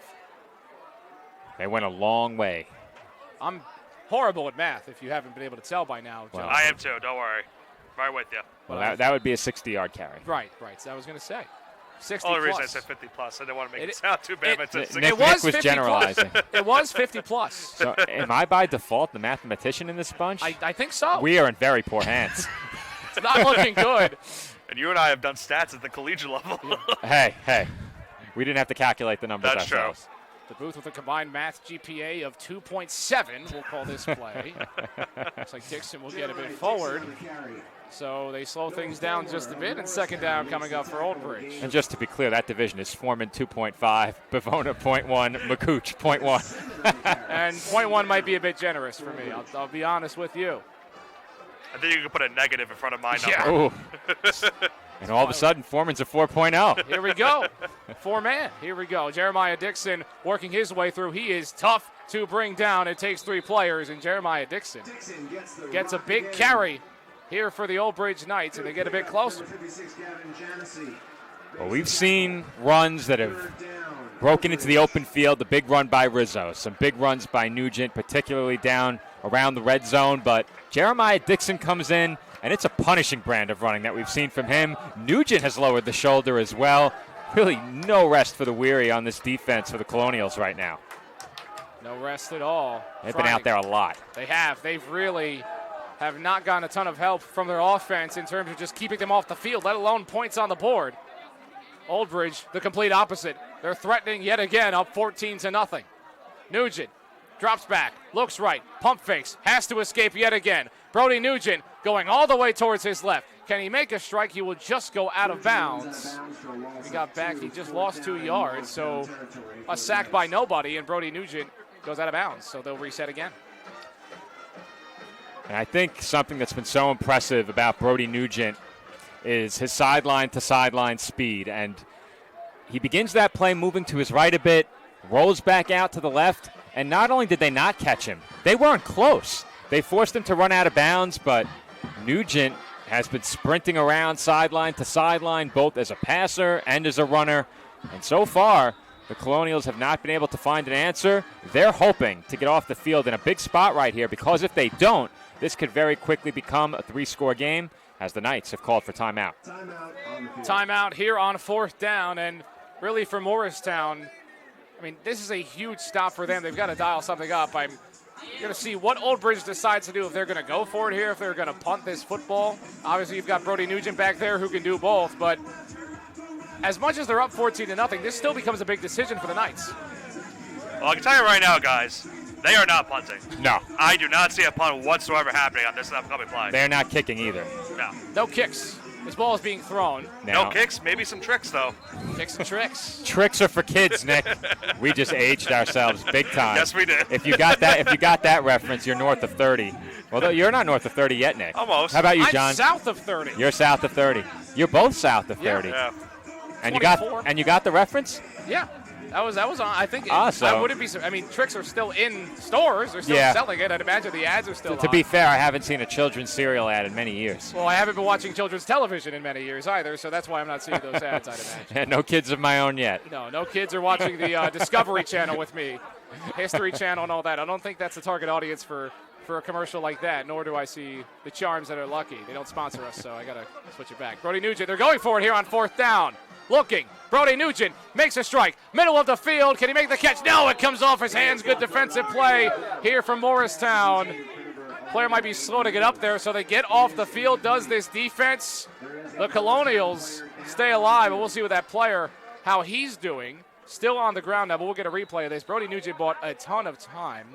Can tell if he got a hand in there. Might have got a hand in there on that play. And he's still down on that field. So we'll see about that. But Morristown, a huge stop for them. Not awful field position at all either. Still trying to get a look at who it is that went down on that play. Right. I wanted to say that was number 2. I see number 2 as well. Yeah, I believe. Dylan DePaz. But right. That was effectively a jump ball in the truest sense. There wasn't a lot of elevation on that ball, and I think that really made it difficult for the receiver to go up and make a play, but DePaz doing a good job getting his hands in there and coming up with the pass deflection and the breakup on 4th down. And that's a stop that Morristown absolutely had to have. They could not afford to let that Knights drive continue. They get the big stop. The question now becomes at what cost? And DePaz being helped up. So good to see him get up and walking, hobbling just a bit, but off his own power, which is always good to see. And DePaz will make his way to the sideline. And something that we talked about before, John, was what the Colonials would do after giving up that last touchdown. They go 3 and out on offense again, but their defense made a huge play right there on 4th down. That's got to be something now for this offense. Now that's going to be all important on this offense to move the ball. I believe they are still in search of their first down of this game so far. It sounds about right. Here with 7:55 left in the second quarter. 2 players in the backfield. One goes in motion. Elms dropping back. Makes that throw. He makes the catch. Trying to find at least positive yards out of this one. Breaks a tackle. Gets tackled from behind by Endaz and picks up a few down right past the 40-yard line here for the Colonials. Well, that's by far their biggest play of the day. That was an 8-yard pickup right there. Make it 2nd and short. And they'll need a lot more where that came from because they've been behind the sticks quite a bit in this game, not picking up much on the early downs. They've had several 3rd and longs already, and even on 3rd and medium, they haven't had enough time to get a throw-off that can pick up the first down, which is hard to believe. But this Knights front has done a really good job collapsing that pocket quickly and applying pressure. You can negate that a bit if you run the football well on early downs. Elms will head back into the shotgun. 2 backs in the backfield. 2 receivers on his right, a receiver on his left. Elms takes it. Hands the ball off. Can they get that first down? He is jammed right at the line of scrimmage. Old Bridge, they will make you work for it. 3rd down. Kassoff absolutely stonewalled him on that play. You'll get a look at it one more time here on the replay, but that was a big hit by Kassoff to bring that play to a close. Here's one more look at it. The stonewall defense that we've seen all year. And he had some help, too. Valinati was in there as well. Kassoff and Valinati, 2 players that really are just not fun to deal with on a Friday night. This defense, they don't just make plays, they hit hard. Every time you get a chance in the open field. We saw it a lot in the last couple weeks. Just talking to Coach Matt Donahue for a bit, you can tell that he tells his players, you got to hit hard. 3rd down, it's short. Elms makes the handoff. Can he get there? Don't. They do not get there. They didn't get it. 4th down coming up for Morristown, and you'd have to imagine short yardage situation. This might be a time where you got to make a call here with 5:58 left in the second quarter. I think it's a tough call. It is 4th and 1. It's very easy to say go for it, and I typically err on the side of aggression. I'm not sure I'd go for this. Because after the stop your defense just got. You had 2nd and 2, 3rd and 2, and between those 2 plays picked up just the yard. Now, so are we having a measurement, it looks like? I think we are. They definitely didn't get it. And I didn't think it was that close, Nick. I didn't think it was either. Unless if my depth perception just messed up with the chains there, but we'll see what Chain Gangs ends up telling us it is. Question is, how generous of a spot did the officials give him? Right. I thought they gave them the right spot. I didn't think they gave them anything extra. Short, but not by much. Oh, that's. I thought they were further away than that. Right. It's really not even a yard there. Well, I think you have to go for it with that spot. If it's that close, yeah. I think you have to go for it. As much as I hate to say it, there's a certain play you could do in this spot right here, guys, for 4th and short. Nick's a Giants fan. Does it involve pushing? It might involve pushing. I haven't seen it at the high school level. You have to find a way to pick this up if you're Morristown. Right. You have to have it. And this is your opportunity. This is it. They're going to try it. 4th down. We'll see if they got there. I think they got it. It looks like they did, especially with that spot. Waiting for the official call, but I think they got there on the quarterback sneak. The fullback did a good job of pushing him as well to get the first, regardless even if he didn't get it. No tushes were pushed, though. That was really close. Very close. And we're still waiting. They might have to do another spot check. Might have to do a second. We have to slow that down a lot. We're going to have time, Nick, so let's bring that down to a .25. 1st down. See if we can pause it while we still have a sight of the football. They call the 1st down, though. Yeah, but we need to know if they were right. No, I know. I'm just informing the audience of what down it is. He's got it. Yeah. His helmet's right here. You can see. Yeah, I think you're right, Nick. I think he got it. Yeah. It looked like he got it live. So Morristown, still at the 46-yard line. So not, still a long way to go. But after the 4th down pickup, we'll see if that gives them some momentum. Quick outlet pass, looking for Sharperson. Sharperson fighting through, and he might have another first down. It's a swing pass, number 3, Kenneth Sharperson. Big pickup for Morristown as his offense kind of finds their legs under them now. What you're hoping for if you're Morristown is that 4th down pickup can energize your offense a bit. They've had their 2 biggest plays of the game on this drive, so that's a plus. And here we go again now, 2nd down and very short. You can't afford to see this go to 4th down. They need to try and assert themselves, running the football a bit more. They haven't had those big chunk plays that the Knights have had on the ground, as the officials were waving. I think they might do another measurement right here. Wow. I for a second thought he might have got it live. They gave him the first down. Okay. Okay, so I guess I was right. And I thought initially it was a first down, too. But it was close. It was very close. And just to kind of give you a time check again, 4:48. If Morristown, again, they've been taking their time on these drives. They do get the ball back in the second half, so this could really be a big-time swing if Morristown executes correctly. 3 receivers on the left side. Here for Morristown is Elms. Trying to lead this team down the field. He's got Sharperson yet again. He takes the boom! Are they going to call a fumble? No, incomplete. Incomplete is the call. They're still running down the field. Tommy Kassoff has the football. Everyone in the arena is going to scream like it's a touchdown, but I did see an incomplete signal. Bit premature on the confetti there. We had the pink smoke, the confetti. It's incomplete.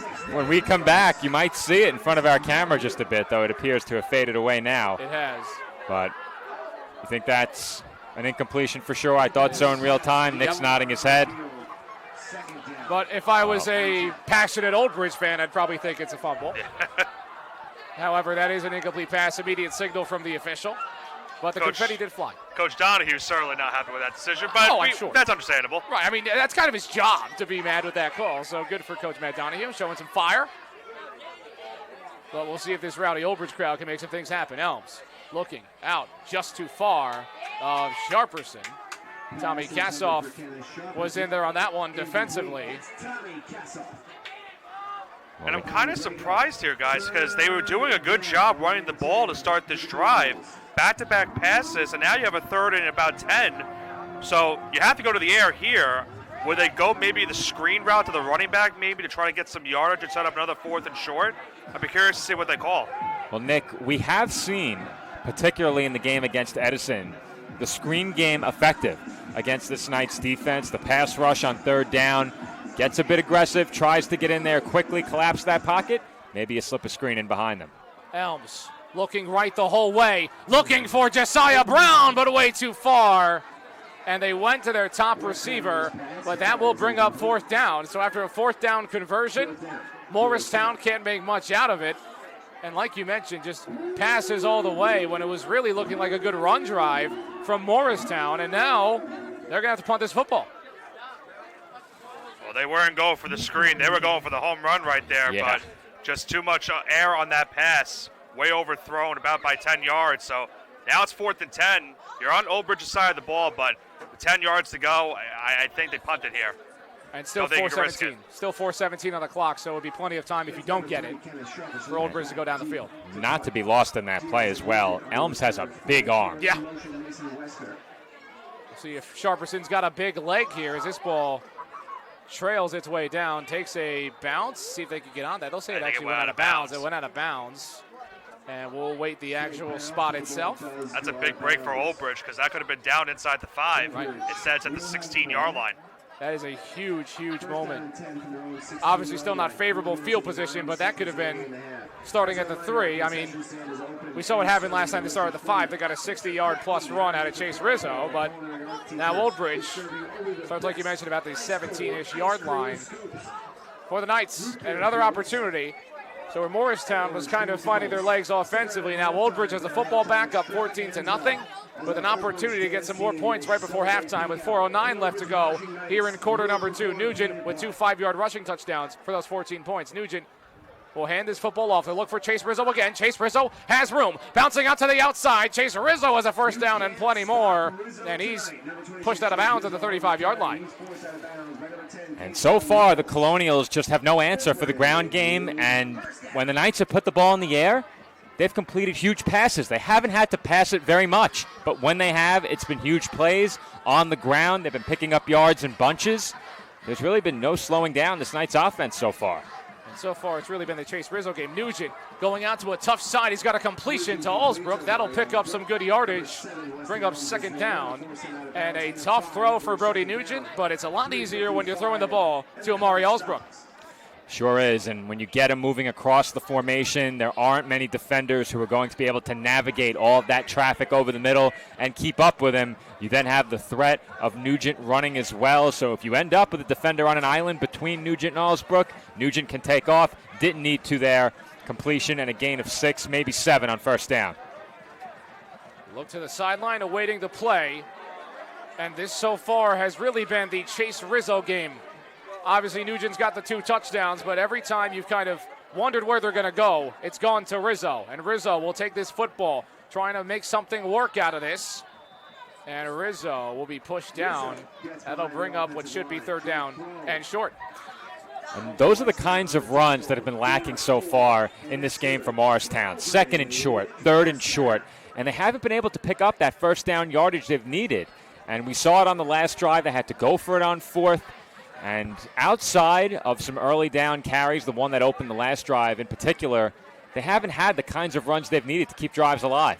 Nugent looks to his left, home run ball looking for Allsbrook, and good defense here from Morristown. They were going for the home run ball, and with a home run ball like that on 3rd down and very short, is Coach Donahue going to get aggressive? It'll be 2nd down and 10. So 2nd down here for Old Bridge. Must have got the first down. Yeah, they did get it on the previous carry, but I'll tell you, John, if they were in the situation where they had to make that call in that spot, I think there's a good chance they would have gone for it. And if you are going to go for it on 4th down, if you're Old Bridge, if that was to happen, it would not surprise me in the slightest, given how successful you've been running this football. And they'll take Nugent. Nugent, just shifty work from Brody Nugent. And he stuffs his way through for another first down for Old Bridge. So to a lot of runners, a run like that is just getting tackled after the first man. Nugent just shifted his way through about 3 defenders on that play. And a first down for Old Bridge with the clock continuing to run. And you'll see it right here, John. He gets up the middle, was able to break the tackle there. And how about the spin move at the end just to get that first down march as well. Big play by the Knights quarterback. He's made play after play like that in his senior season. Nugent with an opportunity to give his team a real big shot to go up 21-0 in this game. Nugent, a lot of traffic, finds his way through it. Nugent will just get this football out of bounds, and that'll bring up 2nd down here. And that's a wise decision right there. We saw him earlier in this game run out of bounds on a play where there was no one open. This time just throws it away, and without a good pressure right there by the Colonials defense, setting up 2nd and about 10 here in this first half. And 2nd down and 10 here for Old Bridge as the Knights and 2:32 left in quarter number 2. They've got plenty of time to really just do about whatever they want. They don't have to change too much. You've got to work a bit quicker, obviously, with the time, but just past the 50-yard line at around a 46, 47-yard line. Nugent here on 2nd down. Receiver in motion. Works back to his left. Handoff will be made. Trying to fight somewhere through, and he gets brought down at around the 40-yard line here for Old Bridge. As time continues to tick. Well, I think if you're Morristown with the clock bleeding down toward 2 minutes remaining in the half, your focus is shifting from get the football back and try and cut into this lead before halftime to make sure the Knights don't score again. If you go into the half down 14-0 at this point, I think you're probably content with that. They're very slowly running out of time to get another possession. Again, Morristown will get the football back after the kickoff. Old Bridge receive first, so a stop here would give Morristown an opportunity to game plan in the second half, how to make something happen on the first drive to open things out. Old Bridge taking their sweet time to get this play ready to go, too. They might try to run this down and then take some shots and get some big plays. A big play has really been a factor for them. But they are letting this clock bleed all the way down to under a minute 30 now. And I'm surprised. They're not that close to the end zone. And there must have been some miscommunication there because Old Bridge will bring up a timeout. And I'm wondering if that was by design or if there was something they wanted to talk over in regards to the play call, because now you're left with a minute 22. That's plenty of time. You'll get the stoppages after a first down, but it is 3rd and 7. This is a big call. However, you are left with just one timeout. So I think what you're going through mentally in terms of the process here, you pick up a first down in this spot, that would stop the clock, then you get one more stoppage. If you don't pick this up, I think we're probably going to see a Knights punt. However, inside the 40, around the 40-yard line, Nick, you're shaking your head. You think it's four-down territory no matter what? They are not punting the ball if they're in that side of the territory, guys. No? Nope. Not a chance? Not a chance. I'll tell you right now, if it's 4th and 7 at the 40, I would definitely consider it.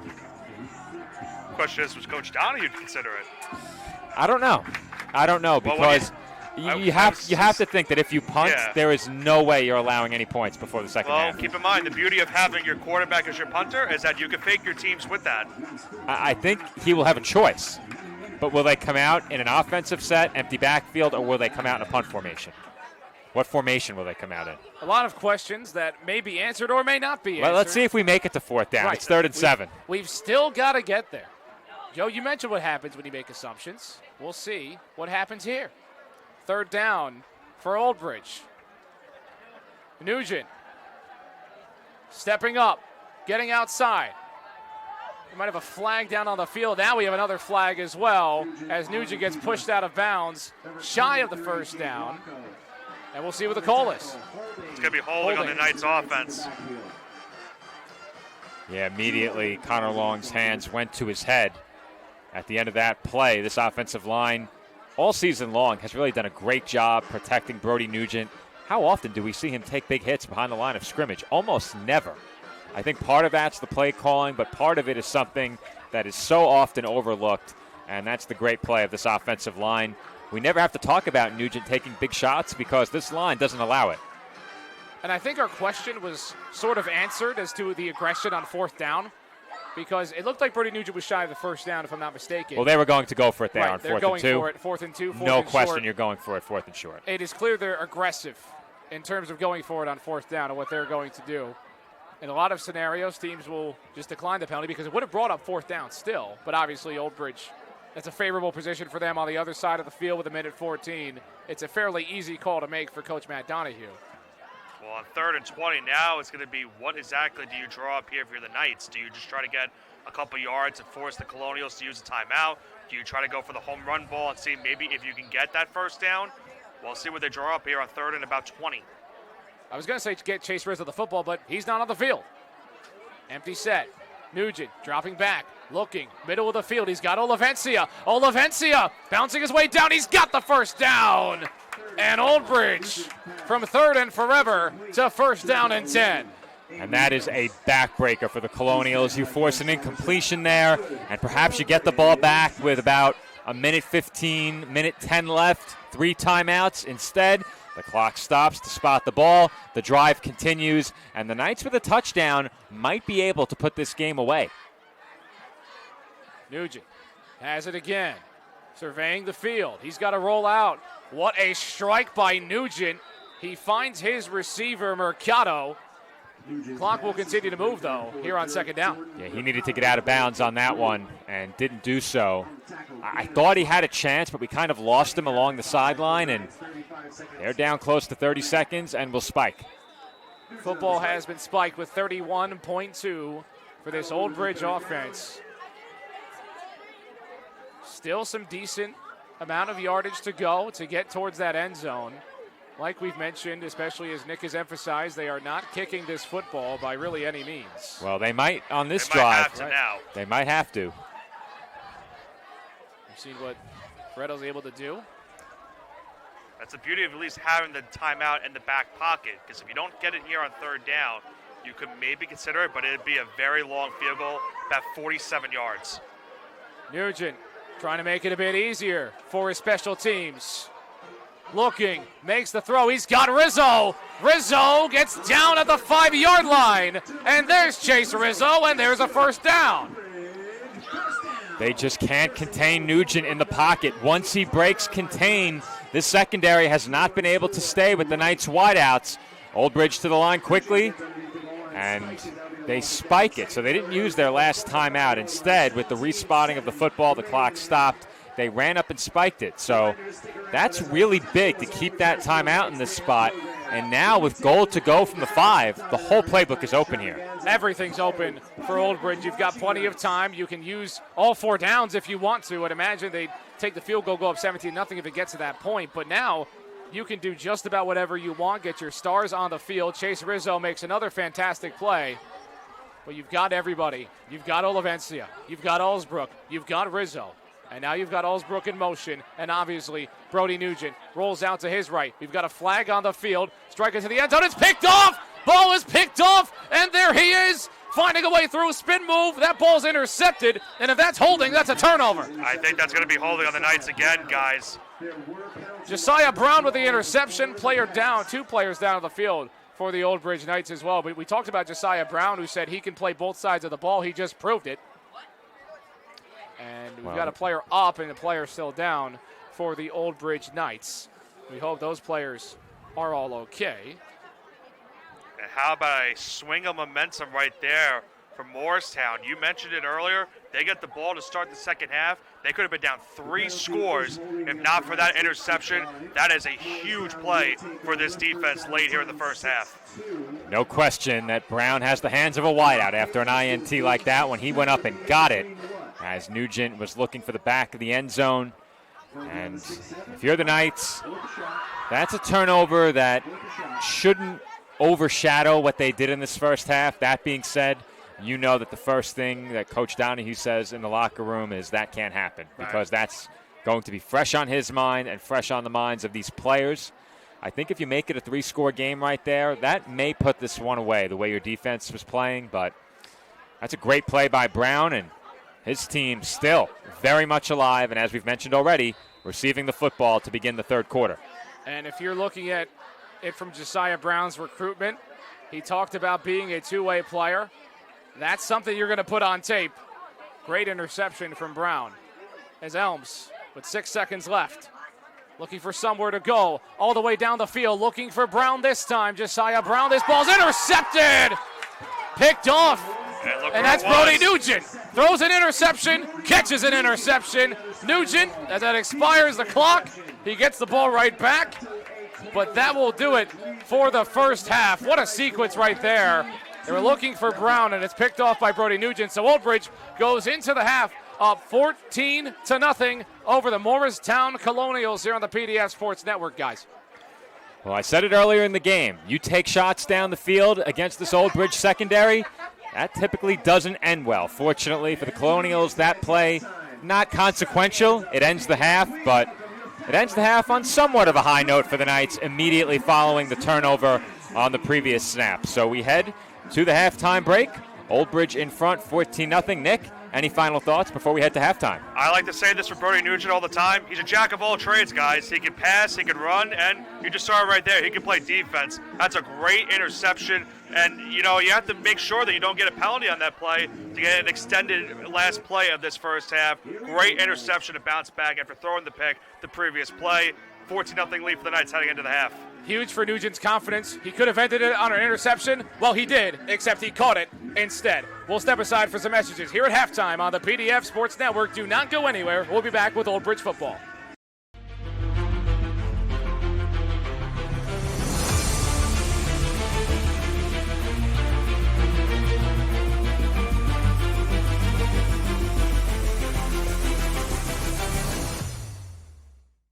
Celebrating 65 years, the Old Bridge Rebels Youth Organization is the longest-running and most successful youth organization, serving Old Bridge Township.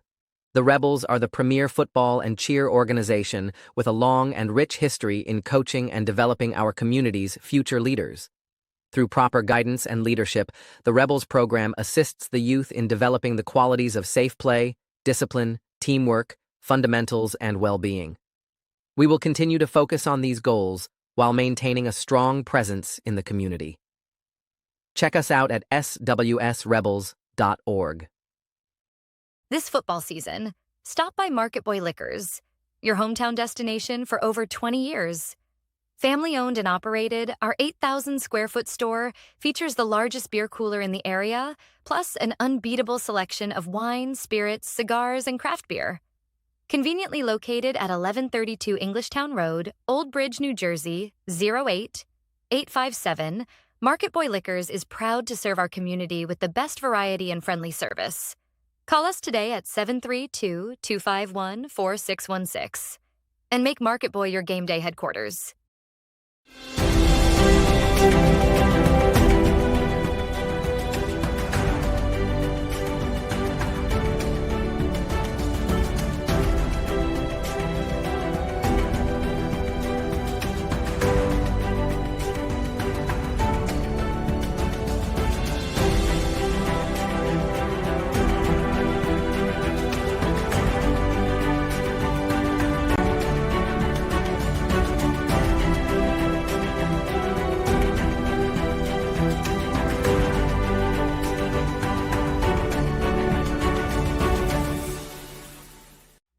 When it comes to buying and selling a home, do it with Peter Hunt's home team, powered by Century 21. For years, Peter has dedicated his life to the real estate industry, offering help and care to all of his clients. With experience and proven results, Peter is an award-winning realtor and the top producer for Century 21 Action Plus.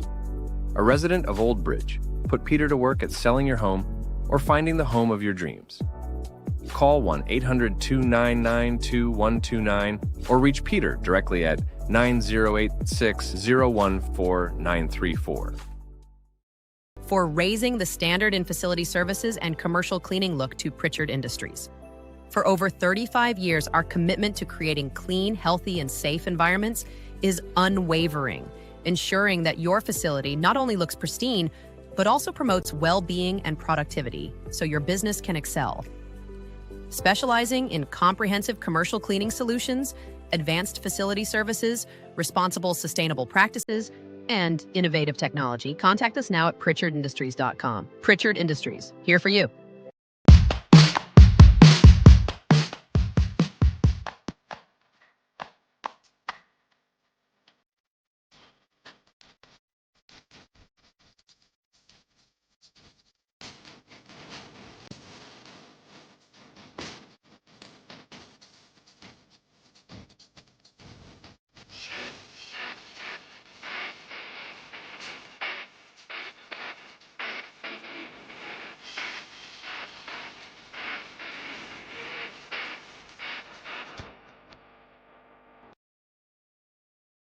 At Giuseppe's Old School Italian Pizzeria, we bring you the perfect blend of tradition and flavor.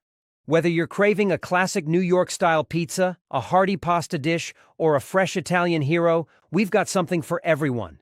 Stop by, grab a slice, and taste the difference of real old-school Italian cooking right here in Old Bridge, New Jersey. Giuseppe's, located at 2581 County Road 516 in Old Bridge. Simply delicious. At Maz Transport, we're ready to get your vacation started early with luxury airport service and your transportation needs. In fact, whether it's for corporate transport, trips to Atlantic City, a night in the city, date night, or any other need, Maz Transport is your choice for our luxury fleet to take you there in style. Call or text 732-2071-079 and let us know where you want to go, and we'll take care of the rest at Maz Transport. At Function Forward Physical Therapy, we listen to your specific needs, utilize manual therapy techniques to decrease pain and restore mobility, emphasize customized exercise plans, and are here to assist in all your function and fitness needs. Whether it's return to work or play rehab, fitness training, or our soft wave therapy program, we're here to help you get better, feel better, and live better. Function Forward Physical Therapy. Check us out today.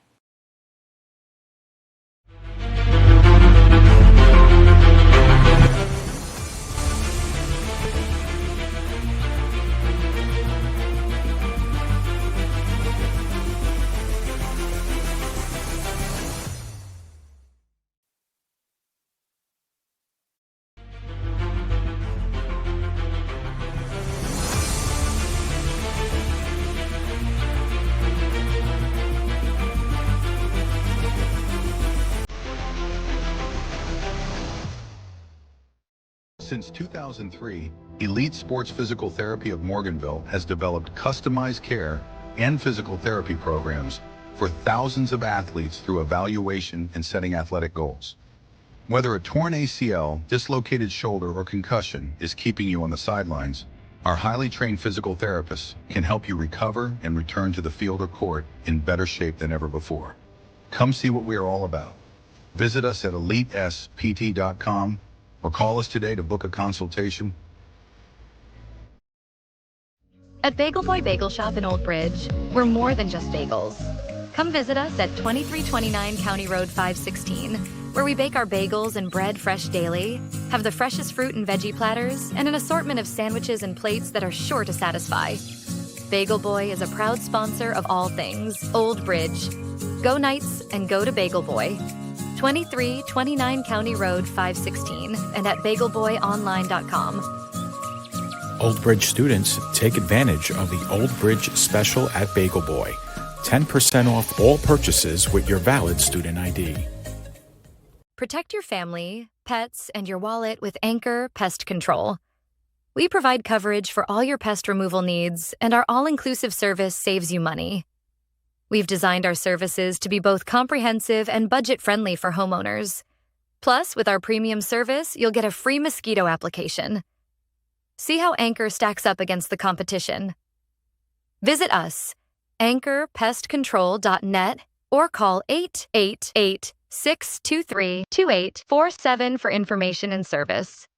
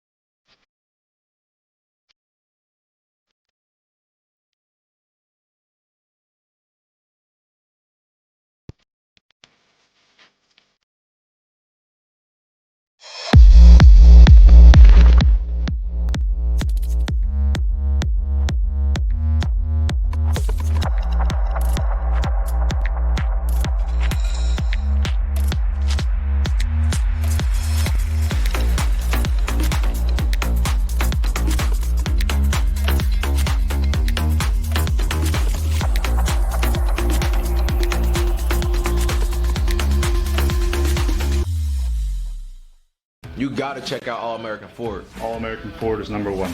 All American Ford in Old Bridge is proudly family owned and operated, and we're the #1 Ford dealership in New Jersey. All American Ford is the tri-state area's giant auto group. They always have the largest selection, and it's not even close. All American Ford is currently offering APR financing as low as 0%, low monthly lease specials, and thousands off MSRP. Giant selection, Giant savings. go G-Men, and go All American Ford. Shop online at allamericanfordandoldbridge.com. Getting a home loan shouldn't feel like an obstacle course. At CMG Home Loans, getting a loan is simple. Our loan officers are here for you every step of the way. With over 2,000 five-star reviews, when you're ready to buy or refi, we'll work together to find the loan you need for the home you love. CMG Home Loans. Simplified, trusted, committed.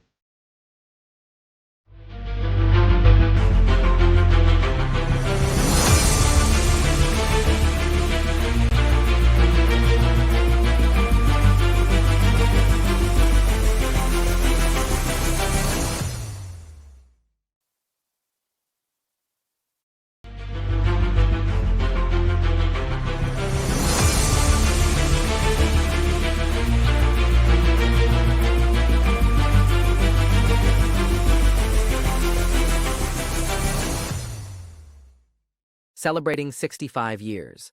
The Old Bridge Rebels Youth Organization is the longest-running and most successful youth organization, serving Old Bridge Township. The Rebels are the premier football and cheer organization with a long and rich history in coaching and developing our community's future leaders. Through proper guidance and leadership, the Rebels program assists the youth in developing the qualities of safe play, discipline, teamwork, fundamentals, and well-being. We will continue to focus on these goals while maintaining a strong presence in the community. Check us out at swsrebels.org. This football season, stop by Market Boy Liquors, your hometown destination for over 20 years. Family-owned and operated, our 8,000-square-foot store features the largest beer cooler in the area, plus an unbeatable selection of wine, spirits, cigars, and craft beer. Conveniently located at 1132 Englishtown Road, Old Bridge, New Jersey, 08857, Market Boy Liquors is proud to serve our community with the best variety and friendly service. Call us today at 732-251-4616 and make Market Boy your game day headquarters.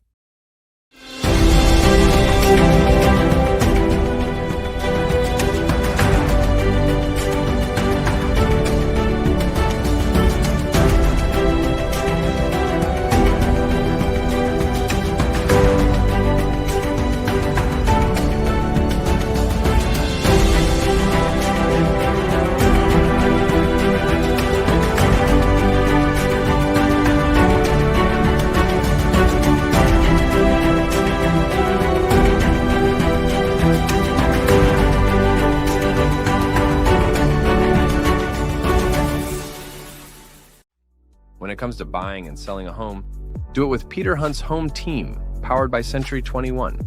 For years, Peter has dedicated his life to the real estate industry, offering help and care to all of his clients.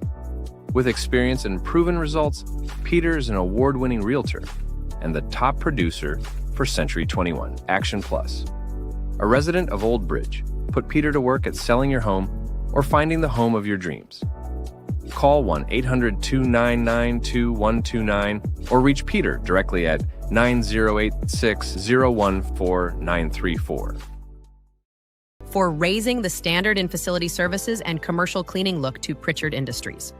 For over 35 years, our commitment to creating clean, healthy, and safe environments is unwavering, ensuring that your facility not only looks pristine, but also promotes well-being and productivity so your business can excel. Specializing in comprehensive commercial cleaning solutions, advanced facility services, responsible sustainable practices, and innovative technology, contact us now at pritchardindustries.com. Pritchard Industries, here for you.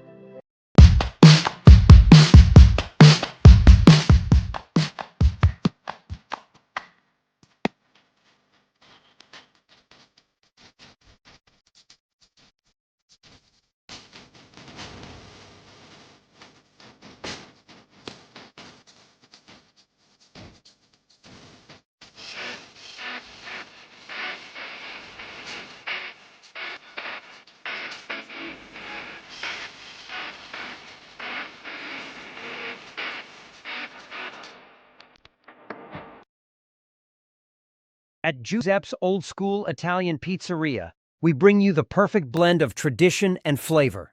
Whether you're craving a classic New York-style pizza, a hearty pasta dish, or a fresh Italian hero, we've got something for everyone.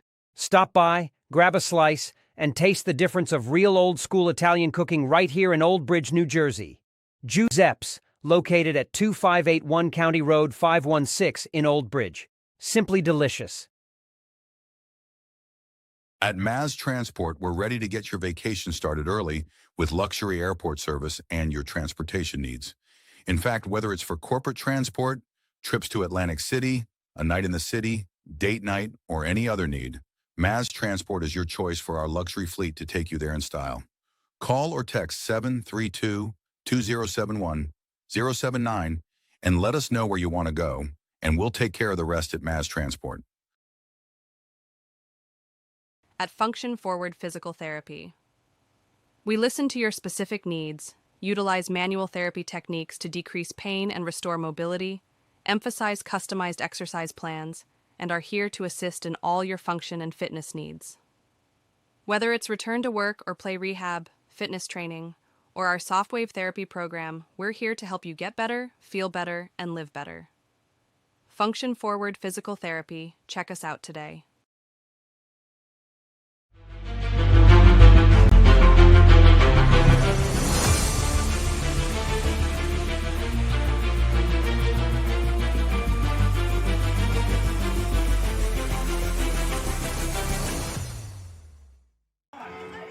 Hello and welcome back to Old Bridge football here on the PDF Sports Network. I think we have a student singing for a homecoming proposal in the stands right now, and it is absolute scenes here at Lombardi Field in Old Bridge, New Jersey. Guys, we've got a great football game so far. Old Bridge up 14-0, but I can't see much of these scenes right now. I don't know what you're seeing, but how are we feeling about this one right now? Well, I just want to throw it out there that we are experiencing some internet issues right now, and I think the big reason why is because we have a lot of phones out recording what is going on in front of us in the stands. I'm not sure I've ever seen a sea of pink quite like this, but there is indeed a song being sung in the stands below us, and I can't say that my high school experience was anything like this. Not even close. So because of the High School Musical going on right now, there are internet issues, so we apologize for any difficulties. And it seems I see what you did there, John. Yeah, you know, it's what we do. But I think I think it's fair to say that she said yes, and we have it. We don't have the camera angle of the proposal. Now, what would have been more awkward, John, now getting the handshake, guys, or that being rejected? I think I can live without the handshake. I think doing a whole song and dance, I couldn't even tell what song it was that he was singing. But if she said no, I would have needed an instant replay. He poured his heart out on that song. He did. I think, you know what? I respect the heck out of it from that. I don't know if I could have did that in high school. I know I couldn't have done it. You know why? Why? Because I was never there. Oh, true. Good point. Out yourself. Yeah, I mean, I'm an honest guy. What can I say? Except when it came to my attendance. Of course. You know what? I'll give him credit because after last night, I'm shocked they even have a voice right now at this point. Right. So credit to him for being able to sing the entirety of that song. I mean, it was, and he didn't have a bad voice either. What was it? That was a good song. I mean, and now we're dancing. Now we have a dance going on as well. This is fantastic. There are no words to describe it. Couldn't have done better myself, John. Couldn't have done better myself. I don't think anybody could have done better. But who could have done better than this Old Bridge offense and this Old Bridge team? 14-0 right now. They have stifled Morristown so far in this game. The offense has been lights out. Defensively, they've been fantastic. Everything is now over with our procession and our marriage here right now on the field. All right, let's not get carried away, John. I mean, that was that level of effort that we saw. It was. So that's just what it's all about. Friday Night Lights here on the PDF Sports Network, and hopefully the lack of phones, because obviously when something like that goes down, everyone's going to pull out their phones, as we all know. Someone's got to record it. Someone's got to get the viral video out there. But we have the literal broadcast here on the PDF Sports Network, so maybe that will suffice. But let's get back to football here, gentlemen. Here up 14-0, Old Bridge, and the Knights looking to begin a strong second half against Morristown, a team that beat them last year, and Coach Donahue and his team and his guys have been ready to roll. Morristown will receive the opening kickoff here in Old Bridge, New Jersey at Lombardi Field, and a great moment here for the Old Bridge Knights. They need a stop heading into it, but Morristown still very much in this game, up 14-0. They haven't had much going offensively. Defense has kind of kept them in this game despite the success of Brody Nugent, 2 rushing touchdowns so far for him. But Morristown, they really need a good drive here. Well, guys, there might be love in the stands, but there's certainly no love lost from these two teams the way this game has gone so far. Not at all. Big first half for this Old Bridge team. We got a big interception that they forced at the end of the half after Nugent threw the interception. He got the ball right back for his offense, and as you mentioned, John, now they go into the second half, back out of defense. Do we maybe see another surprise onside kick that we saw in the first half? Wouldn't surprise me. No. Say that now.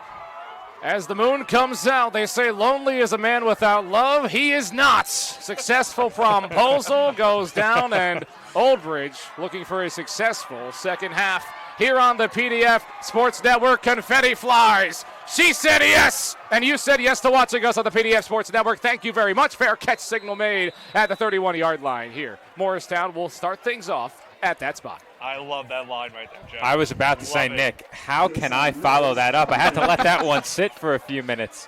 I was about to say, I did have a response. I didn't either. No, I did. Oh, you did? Okay. I did. I was about to say, Richard is a man without love. Well, I think this guy clearly does not care about any of that stuff. He has his priorities set a little bit opposite of Joe Foreman. They told me I have a heart of stone. Medusa got to him. And here comes the Morristown offense. They have been stonewalled so far by this Old Bridge defense. Running the football yet again.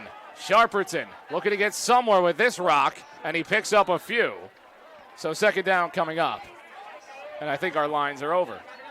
All right, it looks like our internet connection has stabilized. I apologize for my lack of input following those last couple of plays, but I think we're good now. Okay. Monitoring the systems, and it appears we are back. Fingers crossed. Fingers crossed. I had no clue what that was until you clarified. But now you know. Now you know. We know. Absolutely, we know. So Morristown will we'll see what they can do up in a second down, and still a good bit to go. They'll hand it off, and stifled yet again is this Morristown offense, and they've got a 3rd and long left to go yet again. Well, John, we've said it many times already. The early down runs really haven't gone anywhere in this game for Morristown, and when they've looked to pass on 3rd and medium, 3rd and a bit longer, this is a 3rd and short. But when they've looked to pass on 3rd down, they've just had no time to get the football out, no time to throw down the field, and all game long, Elms has been under a ton of pressure in the pocket. We'll see if they can buy him some time here to pick up this first. It's a big one. It's huge. And that is certainly an understatement right there, how big of a play this is right now for this Colonials offense. You've got some stars on this field for Morristown. Where will this football go? Needing a play, 3rd down, on the road. They'll pitch it to Sharperton. Tackle made. Old Bridge gets a stop. 4th down. That play never had a chance. Michael Vincent all over it off the defensive end, and there was just no shot, though I think that might have been a 95 and not a 99, so I apologize for that. Justin Varchese made the tackle, but he read that play extremely well, blew it up behind the line of scrimmage. It never had a chance.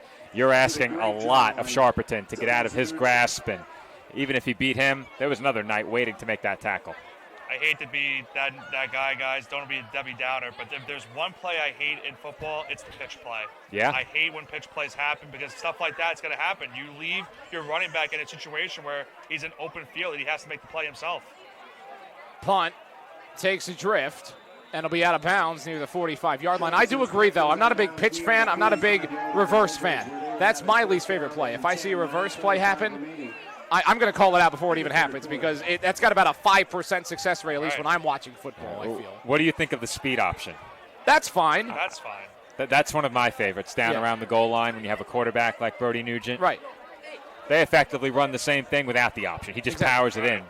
Such a hard runner, but you don't need the option with Brody Nugent. Meanwhile, He just also, goes. guys, if you didn't notice, the punt about went maybe 15 to 20 yards. Just great field position for the Knights to start this drive.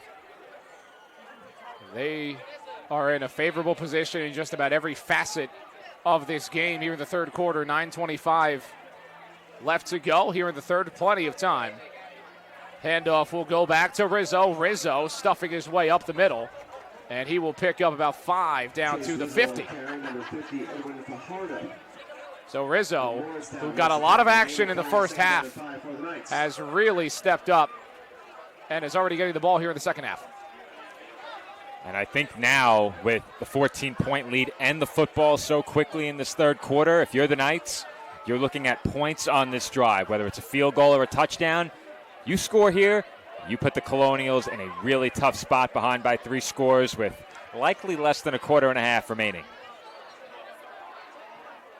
Old Bridge fakes it to Rizzo. Brody Nugent working his way up the middle, and Nugent gets a chunk play.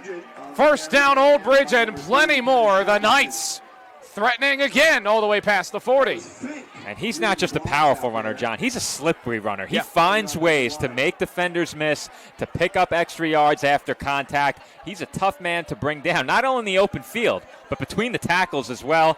That time he got to the second level with ease and picks up a first down. I think what I loved about that play is around the 45-yard line, it kind of looked like he got an extra boost of speed in that play. He's just so untouchable at this point in this game. Fakes it to Rizzo. Yet again, back comes Brody Nugent, and Brody Nugent just bumbling his way through again, and Nugent continues to churn out yardage for this team. And Morristown, with Casey Flynn as the head coach, they've got a solid mentor in Dan Quinn, who's still connected, obviously, in Washington now, but still connects his way to Morristown. And you would think he's a very defensive head coach, and obviously there's the roots. But this defense on its heels really all game so far. They have come up with some big stops, backed up in their own end, the interception, the turnover on downs. They need another right here. Clock inside of 8 minutes as we play on here in the third quarter. Nugent, empty set. He's got weapons all over the place. Nugent drops back. Tough one to Allsbrook to his right. He makes the catch, fighting through, and he's down at the 3. Amari Allsbrook takes a quick look at him, and a big catch by Allsbrook off the shoulder. What a pitch and catch. And Brody Nugent with a big strike to Allsbrook. You can't drop it in there much better than that, John. Allsbrook turns toward the football, and it's one of those look what I found moments. The ball lands right in his hip pocket, and how about those strong hands to maintain control of it through the ground, held on to it as he was forced out of bounds and thrown down. Order of Chivalry, goal to go. Is Chivalry still alive? It is! Brody Nugent! Quick rush to the end zone, his third rushing touchdown of the day, and the Old Bridge Knights up 3 scores, all off the legs of Brody Nugent. The phones are out, the flashlights are on, they're out of confetti, John, but the Knights are up 20 as Brody Nugent, out of the Order of Chivalry, finds his way into the end zone. Teams have had no answer for that heavy set down around the goal line. Nugent in for the 3rd time tonight. It's been a great evening on the ground for the Knights quarterback. This offense back on track, pending the extra point. I hate to give them credit again, but it's basically their version of the tush push that the Eagles do. It's an unstoppable play at this point. Extra point after is up, and it is good. And I will say, isn't it just quite poetic how the Order of Chivalry is the play that scores the touchdown after a promposal that we just saw? That's true. Chivalry is indeed alive. Very alive, unless if your name is Joe Foreman here today. Well, we won't talk about my personal life. Now, guys, please take the headset off of me if I give the Eagles credit one more time. I think that's, I will do it for you. 2 times is enough. Yeah. 3 times. So it might be a little weird. He's got one around his neck. Yeah. It's gonna be a tough situation to get it off. But we'll find a way if you give the Eagles credit, or just have me do it for you. Nick doesn't skip neck day. He has the headset that goes around the neck, and then the engineering headset over ear. Yeah. So Nick's got the dual headset look going on tonight. A lot of neck support there. His worst enemy is one of those travel pillows.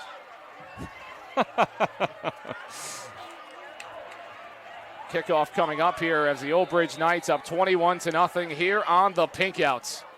And there's been a lot, and I mean a lot, of pink here today. They got the memo, they got the message, and Old Bridge up 3 scores. Morristown, another fair catch. No return from the Colonials. And now down 21-0. I mean, now you've got to get aggressive. You're really backed up into a tough spot. In terms of the game situation, this is not how Morristown envisioned they'd be in the middle of the 3rd quarter. It's a must-score drive now, John. I think you're at that point in the game where you have to have points on this possession. Your defense has gotten you some stops. You've allowed 21, but the defense has come up with a couple of big stops, notably the one in the end zone, the turnover on downs, as we mentioned earlier. So this offense has had chances, but I think time has run out on them in terms of coming up empty on drives. They have to have points here, and I think down 21, they have to have a touchdown. Field goal doesn't do you much good, trailing by 21 points, and see if this offense can get going. We mentioned it during the pregame. I mentioned it during my keys to the game. The team that found some success through the air would be the team that differentiated themselves. The Knights have done that tonight. Elms, another handoff, and Old Bridge, another stuff.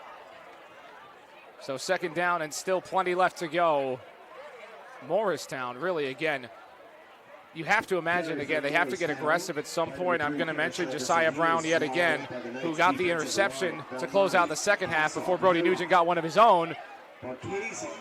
But there really has to be a sense of urgency when you take a look at it from a Morristown perspective right now. I think the question is, how do you get him the football with the chance to make a difference in this game? Do you throw him a quick screen? Do you continue to try deep down the field, up the sideline, hope for some one-on-one coverage? It's been tough. Elms makes a strike, Big time connection. He's got some space to work as well. Gets past the 50, and there's that big play that they've been waiting for all game long when it comes to Morristown. A huge gain down the field. That was Kason Mills on the reception, and that's one that this offense really needed. Maybe that gets them jump-started. Maybe that helps to free up some space for Brown. You know the Knights are paying plenty of attention to him, but Mills with a big reception there has the Colonials in plus territory at the Knights' 45-yard line. And lost on that play too, guys. Great job by the running back to pick up the block. The Knights were setting a blitzing linebacker on the play. If not for the running back picking up that block, that play does not happen. That's a huge play for the Colonials offense. Everybody working in synchrony to get that play done. Can they capitalize now? Elms will fake left.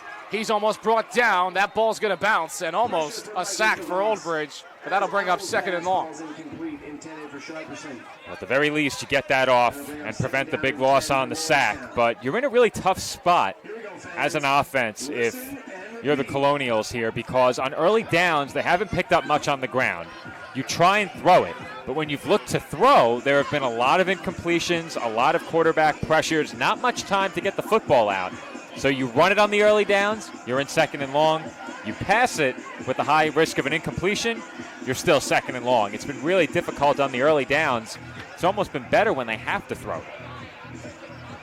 You have to imagine as this game continues to wind down, you'll see a lot more of the run game. We're going to see Elms run here, and Elms got room. He caught this defense off guard. He's tackled from behind, and another big pickup as Morristown has some life now. And that's an element of this ground game we really haven't seen so far. Elms keeping the football, and he doesn't have quite the same burst as Brody Nugent up the field, but he had great vision on that one, waited for the blocks to develop, and there was a gaping hole on the left side of that line as well. Didn't have to make too much of a read on that carry, and it's a big gain all the way down to the Knights' 24-yard line. Elms only with 3 carries on the year for -4 yards. Up to positive now after that run, obviously. I think you have to give him more opportunities after that run, at least keep this defense guessing as to who's going to carry that football out of the backfield. I always say against this Knights defense, you got to sometimes open up the playbook if you want to get some yards on them. Still down by 3 scores, down 21-0. Movement on the offensive line, and that will back up a huge gain, back 5 yards. So 1st down and 15 it will be for the Morristown Colonials. In a moment where they really need momentum, 5:06 left in the 3rd quarter, still a good chunk of time, but things have to happen quickly, and those mistakes can really come back to bite you. Well, they had a couple of chunk plays on the drive, and I think that obviously helps, but something that they've done well, they've kept it moving quickly. The Knights scored with about 7.5, 8 minutes to go in this 3rd quarter. We're still just under 5 minutes, so it is not to a point yet where you need to think about hurry up, you score here, get a stop, and you have time. So if they can continue to move at this pace down the field and get into the end zone, they're back in this game. 3 receivers out to his right. Weston Elms needing a big moment here. Looking maybe to run. Bouncing out to the left. He gets jammed behind the line. And a big tackle from Old Bridge.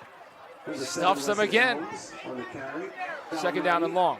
Well, they'll think about giving him some more carries after a hit like that. Yeah. Here's one more look at it. It was the exact same play they ran earlier, but this time Old Bridge had it perfectly scouted. There was nothing up the middle. Forced the quarterback to go to the outside, and he got rocked on the outside on that play. Kassoff drilled him on that play. And you'll feel that one for a couple more downs here. Not to mention that play going for a loss as well. Big one. Tommy Kassoff is someone that I think you should be afraid of as a human being. He has been really involved in every single He's a moment. nice guy. I mean on the field. On the field. Come I'm on, sure he's Joe. a great guy. You know what I'm implying. Morristown looking right, and he's sacked! Brought down from the blind side. And Morristown gets stuffed here on this one. Huge play for this Old Bridge Knights defense. Their first sack of the game. Justin Barkaz gets in there. Marchese gets in there on that play. And a sack for this Old Bridge defense. It's crazy to think that's the first sack of this game for this Knights defense, the way they've been playing. It's 3rd and a country mile right now, guys. It's going to take a lot for the Colonials to get this first, and they're going to have to try to get something at least to make it 4th and more manageable. Needs something. And again, you mentioned fourth and manageable. I'd have to imagine anything past the 50 is go for it territory at this point of the game. Down 3 scores, 21-0. For a big sack by Barchese. Elms, big moment. This could be the game. Pressure again. Finds Sharperton. Has a lot of room left to work. He's brought down. Old Bridge. Big yards for Sharperton. Morristown. Tough spot. And John, that's a play that I'm surprised we didn't see earlier in the game. We speculated that perhaps the Knights might look to, or I should say, might face a screen from Morristown on one of these 3rd down and longs, 4th down and longs. This is the first time they tried it. It was set up pretty well. And I think maybe if they tried to block the first man to contact Sharperton there, that play may have been better off. He had to break the first tackle. It slowed him down just enough. And the Knights rally to tackle him 11 yards short of a first down, 4th and 11. And by my estimation, the game is very much on the line right here for the Colonials. Pretty much. Will they step up to the moment? Elms. Should be a false start. Plays blown dead, and that backs up what was already a precarious situation. Already makes it so much more difficult. Play carried by Sharper's son. 4. So false start against the offense. A 4th down and forever. 4th and about 16 yards. They almost got back to the original line of scrimmage on that screen pass. Now, that false start puts them at a 4th and a very long. And if I'm the Knights defense, I'm looking to avoid giving up another screen pass here. We just saw it go for about a 14 or 15-yard pickup. Can't avoid to have it again happen here on 4th and about 16. Looking for it. We need something to work here. I think now's the time where you have to connect on one of those deep balls down the field. Elms looking. Can they make the connection? No. 4th down stop. Doesn't get to anybody. Was looking for his top receiver, but that will do it. 4th down. Old Bridge gets the stop, and they're back on offense now. And it's really looking unlikely for Morristown at this point in the game. I think Brown had the space, he had the cushion, but he wouldn't have had first down yardage. There was room to complete that ball along the sideline on what looked to be a comeback, but I don't think Brown took that route all the way to the sticks and would have been short, even if he caught it. So Colonials turn it over on downs, and much of that drive was built upon the back of 2 big plays. And with that turnover on downs, there's only 1:04 remaining here in the 3rd quarter. If the Knights can take this one down 3 or 4 minutes, I just don't think there's enough time left for the Colonials. Nugent still working with an empty set, makes a strike. That ball hits the ground too low, and that'll be an incomplete pass. We're looking for Chiarella, the senior, on that play. So that'll bring up 2nd down. And Old Bridge still throwing this football up 21-0. We've seen them do that a couple times. I'm not surprised, but it has to go to Coach Matt Donahue, the aggression at Old Bridge. They do not worry about what the score is. They are still going to be aggressive. We've seen them put up 40-plus points in back-to-back contests. They're not just going to sit on the ball. Right, and you mentioned it to him earlier about how much is, redemption and revenge on the mind of this team. When you have a score like this, you wouldn't think they would throw the ball, but that game from last year is definitely lingering. Rizzo can't find anywhere to go. That'll bring up 3rd down, and Morristown gets a big stop. And he obviously gave us it's a very media-trained team, these Old Bridge Knights. And I think we all know when you can tell when a coach is maybe not giving you the full way they feel about something with Coach Matt Donahue, and you can kind of see it, he did shades on, but you can kind of feel it. Right. It does matter. They do look at that, and it was just last year. They think about that kind of stuff, and clearly Old Bridge has come out on the better end of it so far. They've hit hard. They've played hard. As the 3rd quarter continues to wind down here, Nugent looking to convert a 3rd down. That pass is dropped by Allsbrook. Maybe could have had some room to work, but that is 4th down. So a 3-and-out, clock stops with 15.3 left to go. And Morristown gets a big 3 and out. That's a gift right there given by this Old Bridge offense. They go quickly 3 and out. Allsport was wide open up the middle on that slant route. But it's been a common, unfortunate trend for this Knights offense. A big drop in a situation on 3rd and long where it looks like they could get a first down. We saw it earlier with Rizzo dropping a pass on 3rd and 10. Allsburg drops the pass there on 3rd and 11. It's a 3 and out, and we'll see the Knights punt team come out.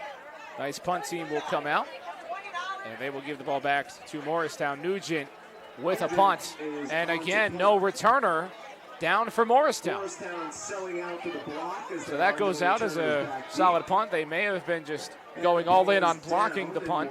They almost got a man there, but now with 3.5 seconds left to go, Morristown with a decent drive left to work with now. No return for the Colonials. Maybe that's a strategy for Morristown. Maybe not sending the returner out there, try to get a block punt and maybe spark something on the special teams unit. They weren't able to get it there, but that's probably the reason why we haven't seen it a lot tonight so far with this punt team. They're trying to get something in terms of special teams by maybe getting a block and setting up their offense inside of the red zone. Now Morristown, again, still a whole quarter left to go. This will likely be the final play of the third quarter. They haven't made up any ground yet against Old Bridge. Another touchdown for Nugent on the ground. Morristown running back in motion. Weston Elms looking, swing pass, leveled, ball's out, the ball is out, he picks it up, he's going down, touchdown! Old Bridge, scoop and score, and the Knights, that might be the dagger against this Morristown team. Defense making it happen. Barkazi with the scoop, Barkazi with the score. The hit comes in right there, dislodges the football, and how about that for some acrobatics? In stride, off of the roll, and into the end zone for a touchdown. And that puts an exclamation point on what is shaping up to be another big Knights victory. Now, guys, I want to point out, they did not give him the touchdown. They ruled him down. So he was ruled down, and it looks like around the 17-yard line. So take the points off the board. They'll have a chance in the fourth quarter to try to get that touchdown back. Don't need to be touched down, and the knee did touch there. Did touch. He almost avoided it with the roll. Almost. Thought about it. Almost. Had a shot there. And that's how we end the third quarter. Yep, that's indeed how we end the third quarter. We had a Brody Nugent rushing touchdown for Old Bridge in that third quarter. He has all 3 touchdowns, all on the ground for the Old Bridge Knights. He has been what Brody Nugent has always been all season long. He is just showing out time and time again for this Old Bridge team. Brody Nugent came into this game with 925 passing yards, has been really just a factor in every aspect. 10 rushing touchdowns this season for Brody Nugent in 6 games. And think about how big of a game this is also for this team, guys. We talked about it earlier. It's not a division game, but getting a 3-game winning streak, potentially going into next week where you're back into a division game. And keep in mind, next week is also homecoming for this Old Bridge team. So a lot of emotions will go into that game next week. This team's still vying for that top spot in the Gold Division. They need to keep winning while also getting some help on the side. Got Morristown and Monroe and Colonia still left on this schedule for the Old Bridge Knights. They've got a little bit of work left to do when it comes to the season and when it comes to what they've been able to do. But what will likely end up being, barring a fourth quarter comeback, if they're able to hold on, would be a 5-1 start to their year. This is a team that was 4-6 last season. An improvement already, and still a good amount of season left to go for Coach Donahue's team. A fantastic job that they've done so far in just developing this Old Bridge program, looking to get back to some old glory days. And right now, Old Bridge is close to that. Nugent will hand this ball off as Old Bridge continues to pound this football, and a penalty will be thrown. John Raimondi Jr. got that handoff. And a birthday. Our birthday shout out yet again for John Raimondi Jr. So happy birthday to him. But unfortunately, it looks like his run will be canceled. Well, I think the Knights have done plenty well tonight. If there's one thing that they'll talk about in terms of cleaning things up, it is the penalties. There have been a few of those, and I think that without them, you look back on this game and you say to yourself, well, I think there's only one, maybe two plays that we really like to forget, one being the interception and maybe a drop or two as well. But overall, it's been a really strong effort against a good defense. This is not a Morristown defense that has struggled historically against Old Bridge. And you mentioned the connections with Dan Quinn and how much that has meant to this program and their defense. But the Knights have done enough and then some tonight, leading by 3 scores. And, also it's kind of similar, Joe, to that game. I mentioned it a couple times already, the Edison game. A lot of things are similar in this one where the offense has been clicking for Old Bridge, but they're still not satisfied because of some of the drops, some of the penalties. That's really been something that they're going to have to fix. Nugent will take this carry. Spin move from Brody Nugent, trying to pick up as much of this as he possibly can and gets a huge gain. Just when you think Old Bridge is backed up to the 9s, Brody Nugent brings out that classic spin move, but still some room to go as Old Bridge will face a 3rd down. I'm not sure we've seen them line up in the order of chivalry from that far out before. Right, and they've been doing it really back-to-back plays. Chivalry is very alive in Old Bridge, New Jersey. They know what night it is. They do. It's pink out. We saw what we saw coming out of halftime. They know. And also, it's really just a great formation when you have these just large backs and you have Brody Nugent, when you can get blockers that close. It's led to 3 touchdowns. Fakes it. Nugent escaping, looking for somewhere to roam. Lofts it out of bounds. 4th down. This is incomplete. 4th down. And that'll bring out Michael Filetto. See what Old Bridge decides to do here. Up 21-0. Try to kick this football. Got a solid kicker. And Fioretto, who's made some big kicks. Last time he and Joe did a game, made some big kicks in that one. He's been solid. He'll move this football as well to the left as Michael Fioretto will try to kick this football and put Old Bridge up 24-0 and potentially give the Knights a stamp on this football game as they look to extend their season record to 5-1, only loss coming to Piscataway. Fioretto steps up, takes the kick. Kick is up, and it is right through the uprights. Old Bridge goes up 24-0 against Morristown. He's been effectively automatic this year, John, and not just from within chip shot range, from just about anywhere on the field. And if it ever comes down to a kick for Old Bridge, they're in really good hands. And we've seen him make some long field goals as well. Yeah. Yep. It's just having a reliable kicker, especially at the high school level, can be really tough to find from long, if even just from distance, let alone from inside 30 yards, 40 yards, right? So for Old Bridge to have a kicker is really just another accessory addition to this team that they've been building. They'll kick this football off. Again, up 24-0 here on the PDF Sports Network. Take this moment to thank everybody for tuning in. Thank all our sponsors who power the great people at the PDF Sports Network and for supporting Old Bridge Knights football and everybody involved with all of this. It's always great to be a part of it, to put this on for those out there and for Old Bridge Knights and their football program. And speaking of sponsors, once again, we'd like to shout out the Candied Ham softball team, a proud sponsor of Old Bridge Knights high school football. Check out Candied Ham on Instagram at CandiedHam_official. Also, we have yet another birthday. Michael Kavas celebrating his birthday today as well. So 3 birthday shout-outs tonight. And I think that one went out of bounds. Yep, sure right did. at the 1 yard line, so they'll put him at the 45. Got a lot of birthdays here today on this colder, not so cold, but it's getting to that point in October. Perfect night as far as I'm concerned. Phenomenal. Love it. Can't beat it. This is the best weather of the year. Yep. Easily. High 60s, a little bit of wind. And Old Bridge clearly agrees. And what a showing as well from the student section here today. Packed house here at Old Bridge for a pink out. Homecoming is next week, like we've said.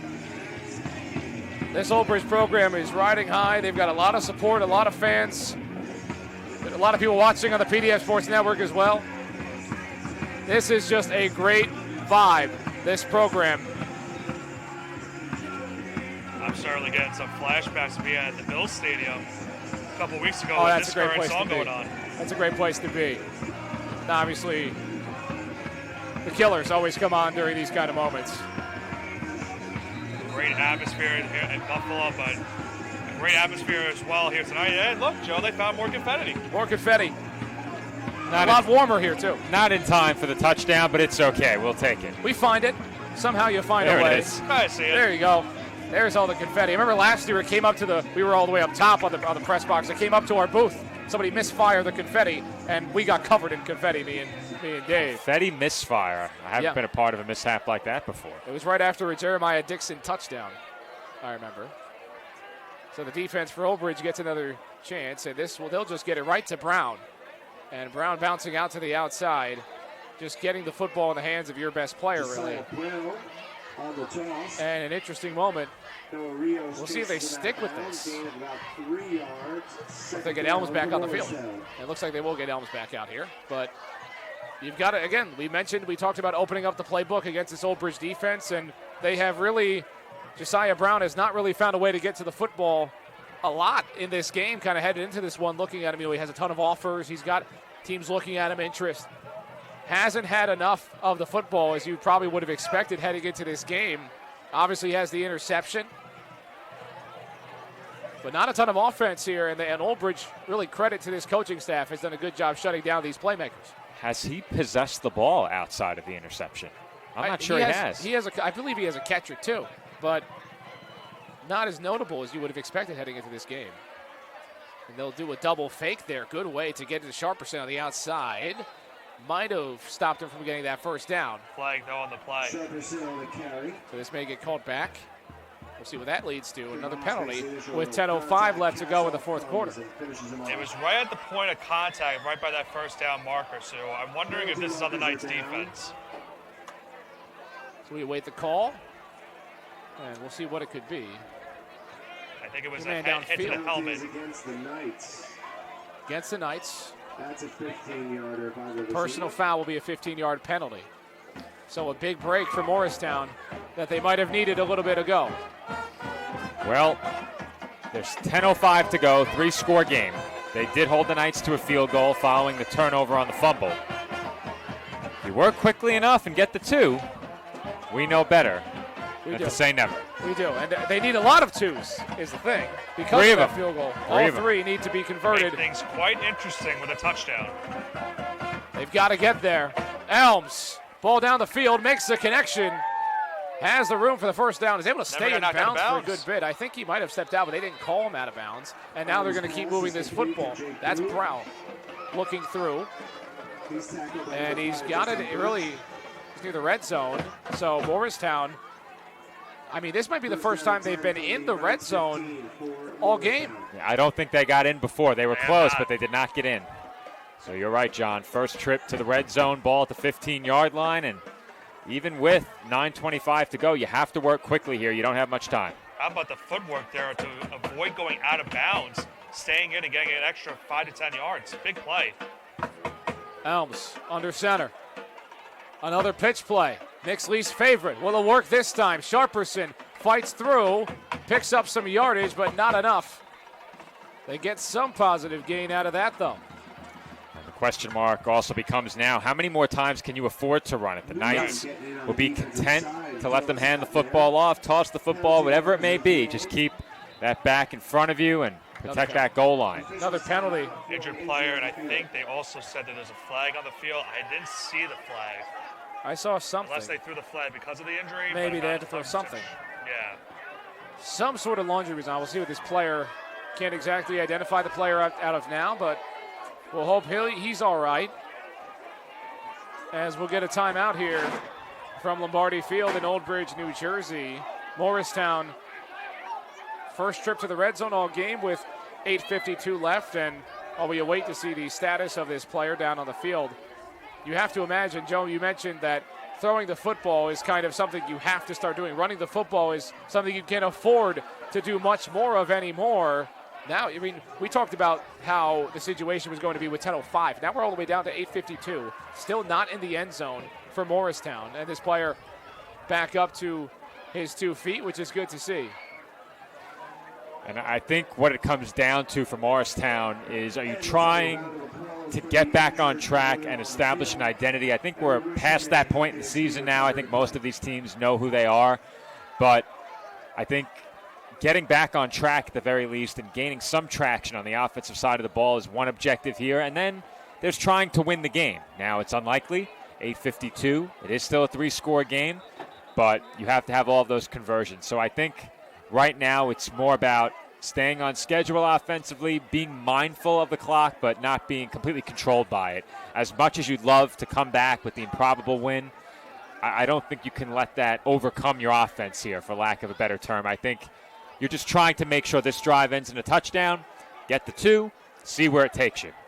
Morristown looking to avoid another loss. Pump fake from Elms. Elms looked end zone. Now is the bounce out towards the outside. He's got room to work with, and he'll pick up the first down. Big-time run from Weston Elms.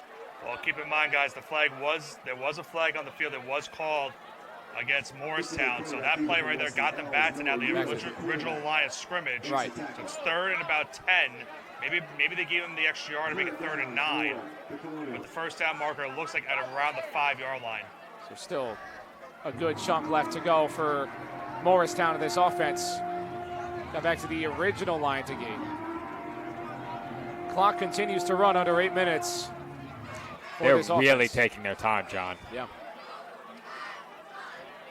But you have to find a way to just get in first, and then you need some real big help after that when you're talking about the potential comeback. And another under center lineup for Elms in the eye.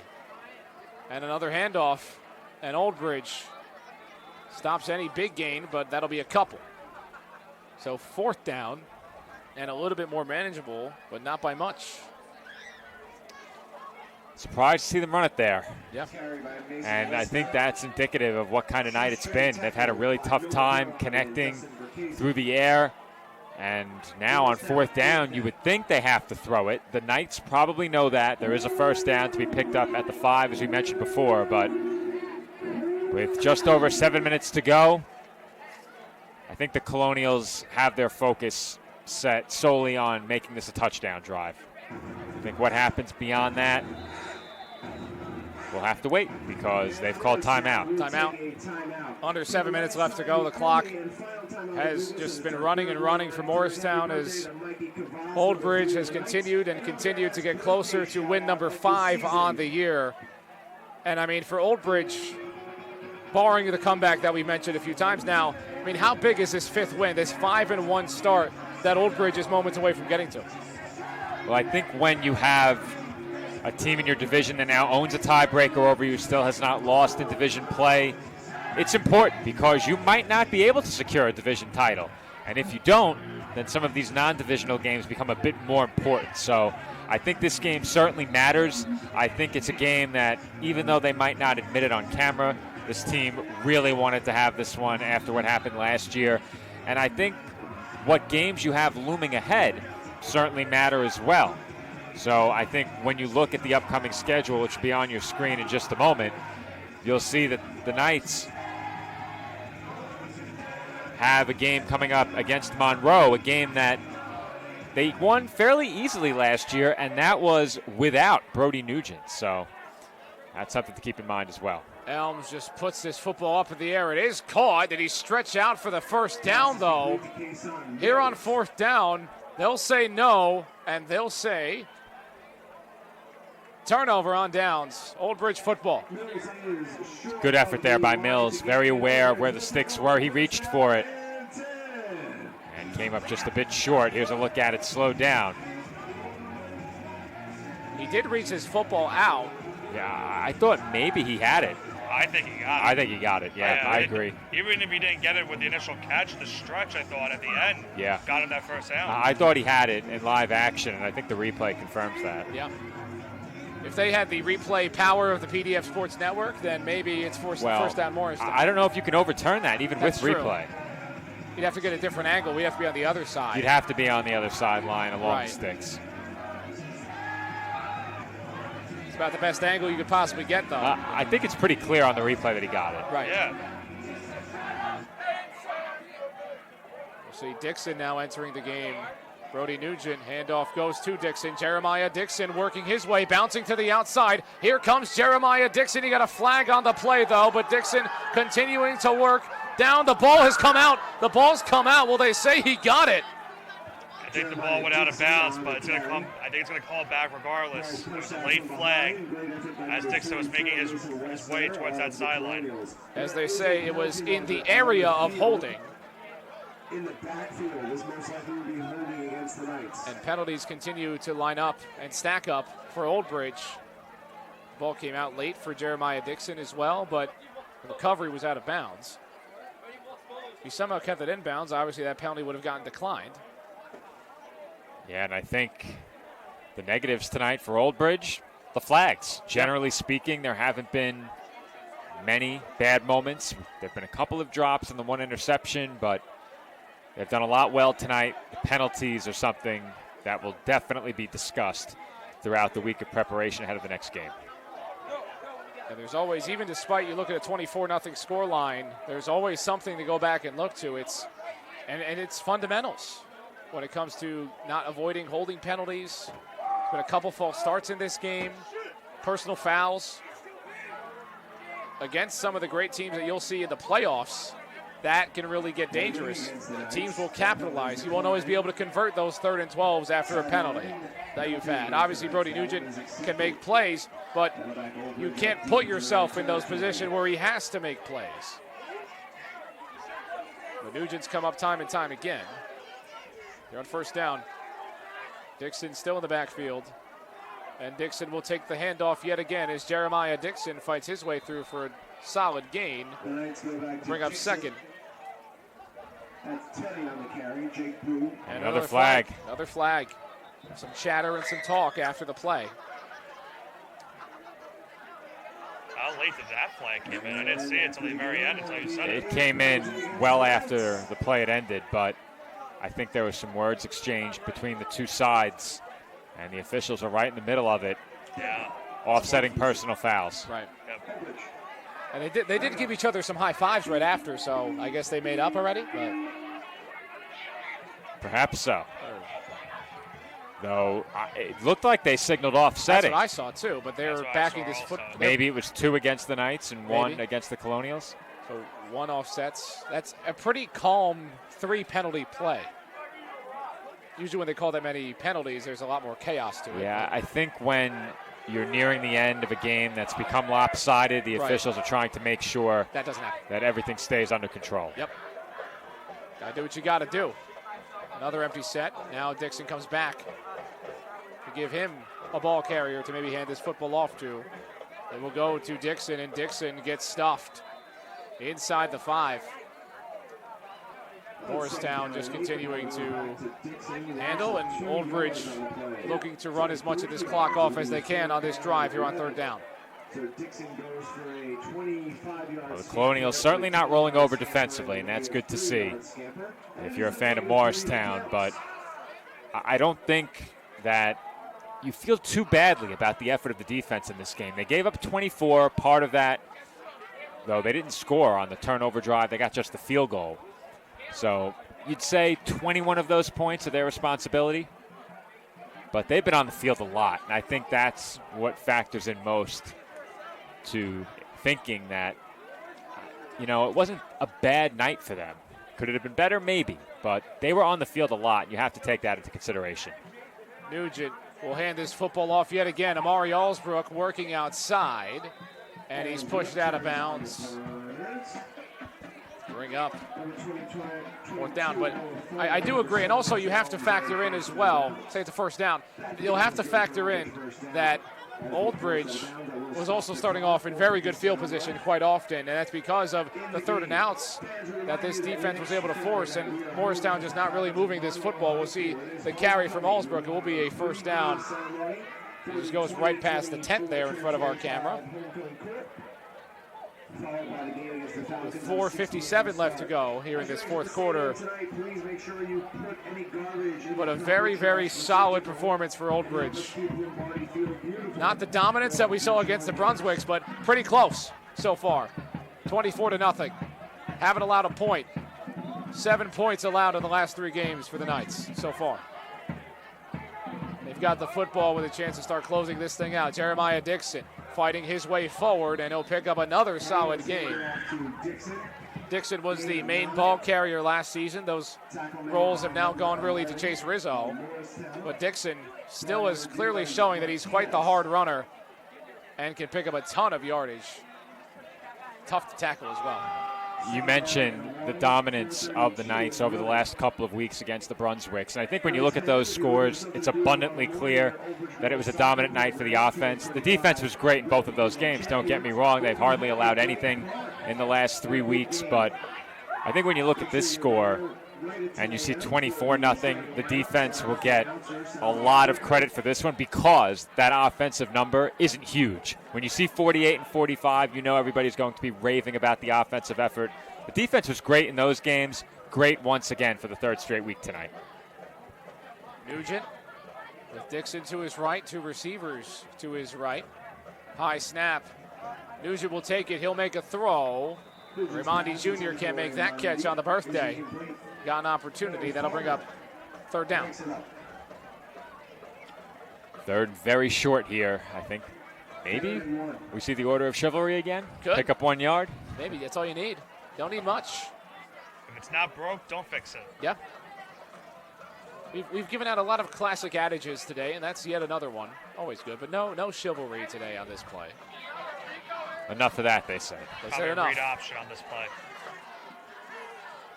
Dixon looking to maybe take another carry here, and he will. Jeremiah Dixon picks up the first down and keeps this thing moving for the Old Bridge offense, 3:43. Picks up the first down for Old Bridge. Edwin Fajardo. Player throwing to get up. I mean, these, and a lot of players, again, playing both sides of the football as well for both teams sometimes too, but Morristown does have a good amount of those players.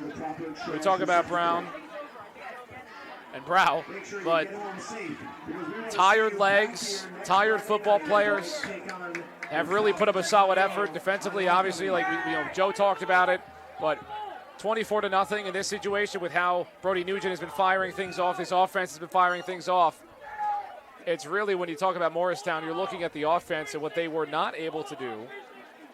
Weren't able to get into the end zone, and that's what you have to talk about heading into next week is how can we start to put points on the board. New quarterback in as well for Old Bridge. Handoff to Dixon. Will be stuffed.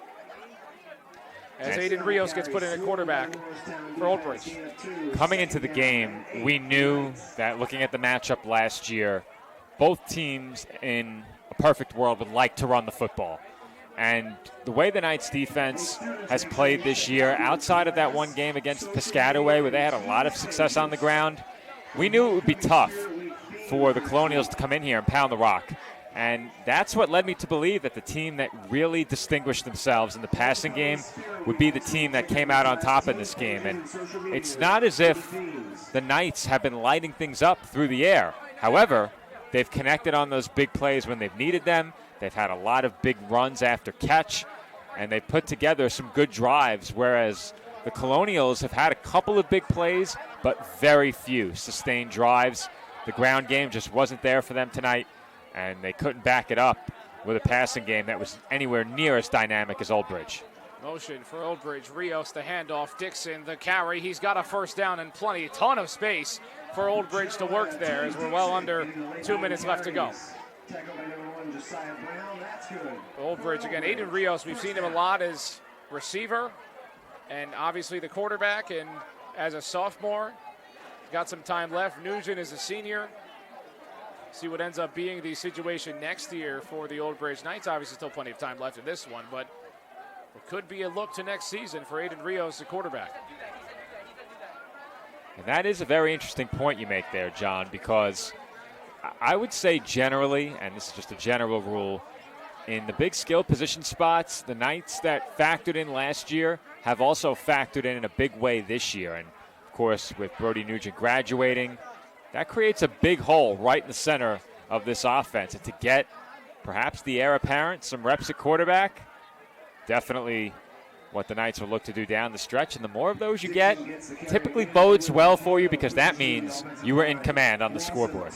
Right, and you always want to see your backup quarterback, as they will put Nugent back in, obviously, to look like to take the final snap, as he put on a fantastic performance here today. 3 rushing touchdowns for the quarterback of Old Bridge, his 10th of the season, double-digit rushing touchdowns for Brody Nugent already through 6 games. And he's been a great quarterback as well. It's not like he can't throw the football. He very much can throw the football. And a lot of his rushing touchdowns were set up by big plays. Obviously, a pass to Chase Rizzo, Wallsbrook, and they'll take the knee. And that will expire the rest of this one. The Old Bridge Knights advance to 5-1 on the year. 3 touchdowns from Nugent, a field goal as well. 0 on the scoreboard for Morristown. This Old Bridge defense, this Old Bridge offense, they both work in symphony. And the Knights, hence next week, 5-1 as they take down Morristown. They avenge last season's loss, and the Knights are 5-1. And they have to be feeling pretty good, John. We mentioned it earlier. They have Monroe back here 1 week from tonight. They then head on the road on October 17th before wrapping up back at home again against Colonia.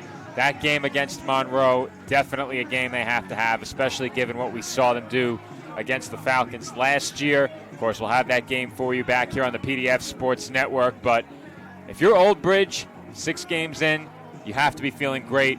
At this point last year, they were 3-3. They're now 5-1. They are clicking on both sides of the ball. And I think it's fair to say that the only thing that slowed them down tonight were their own pre-snap miscues, some personal fouls, some holds. It was penalty flags. If they clean that up, I'm not sure there's a defense that can slow down this Knights offense right now. Not at all. And again, a dominant win here for the Old Bridge Knights. Nick, your final thoughts on this one? I think, when we look at it this way, guys, think of it this way also. You look at the last 2 weeks, 45-7, 48-0. Then tonight, 24-0.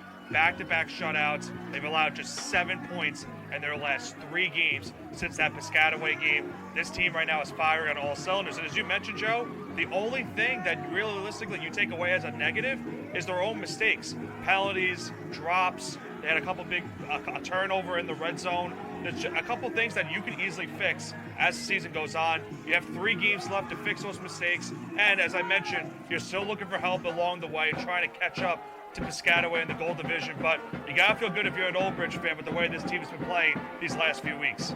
Phenomenal performance from Old Bridge. They defeat Morristown and the Colonials 24-0. The Knights are 5-1. Thank you all for tuning in to this presentation of Old Bridge Knights football here on the PDF Sports Network. Always great to be assigned, everybody. Great to be a part of this. Great to be a part of the PDF Sports Network. And thank you to everybody, all our sponsors, and everybody involved with making sure that this broadcast goes out on the air. We get to bring you Old Bridge Knights football. But for Joe Foreman, for Nicholas Bavona, I've been John McCooch, and we will see you another time.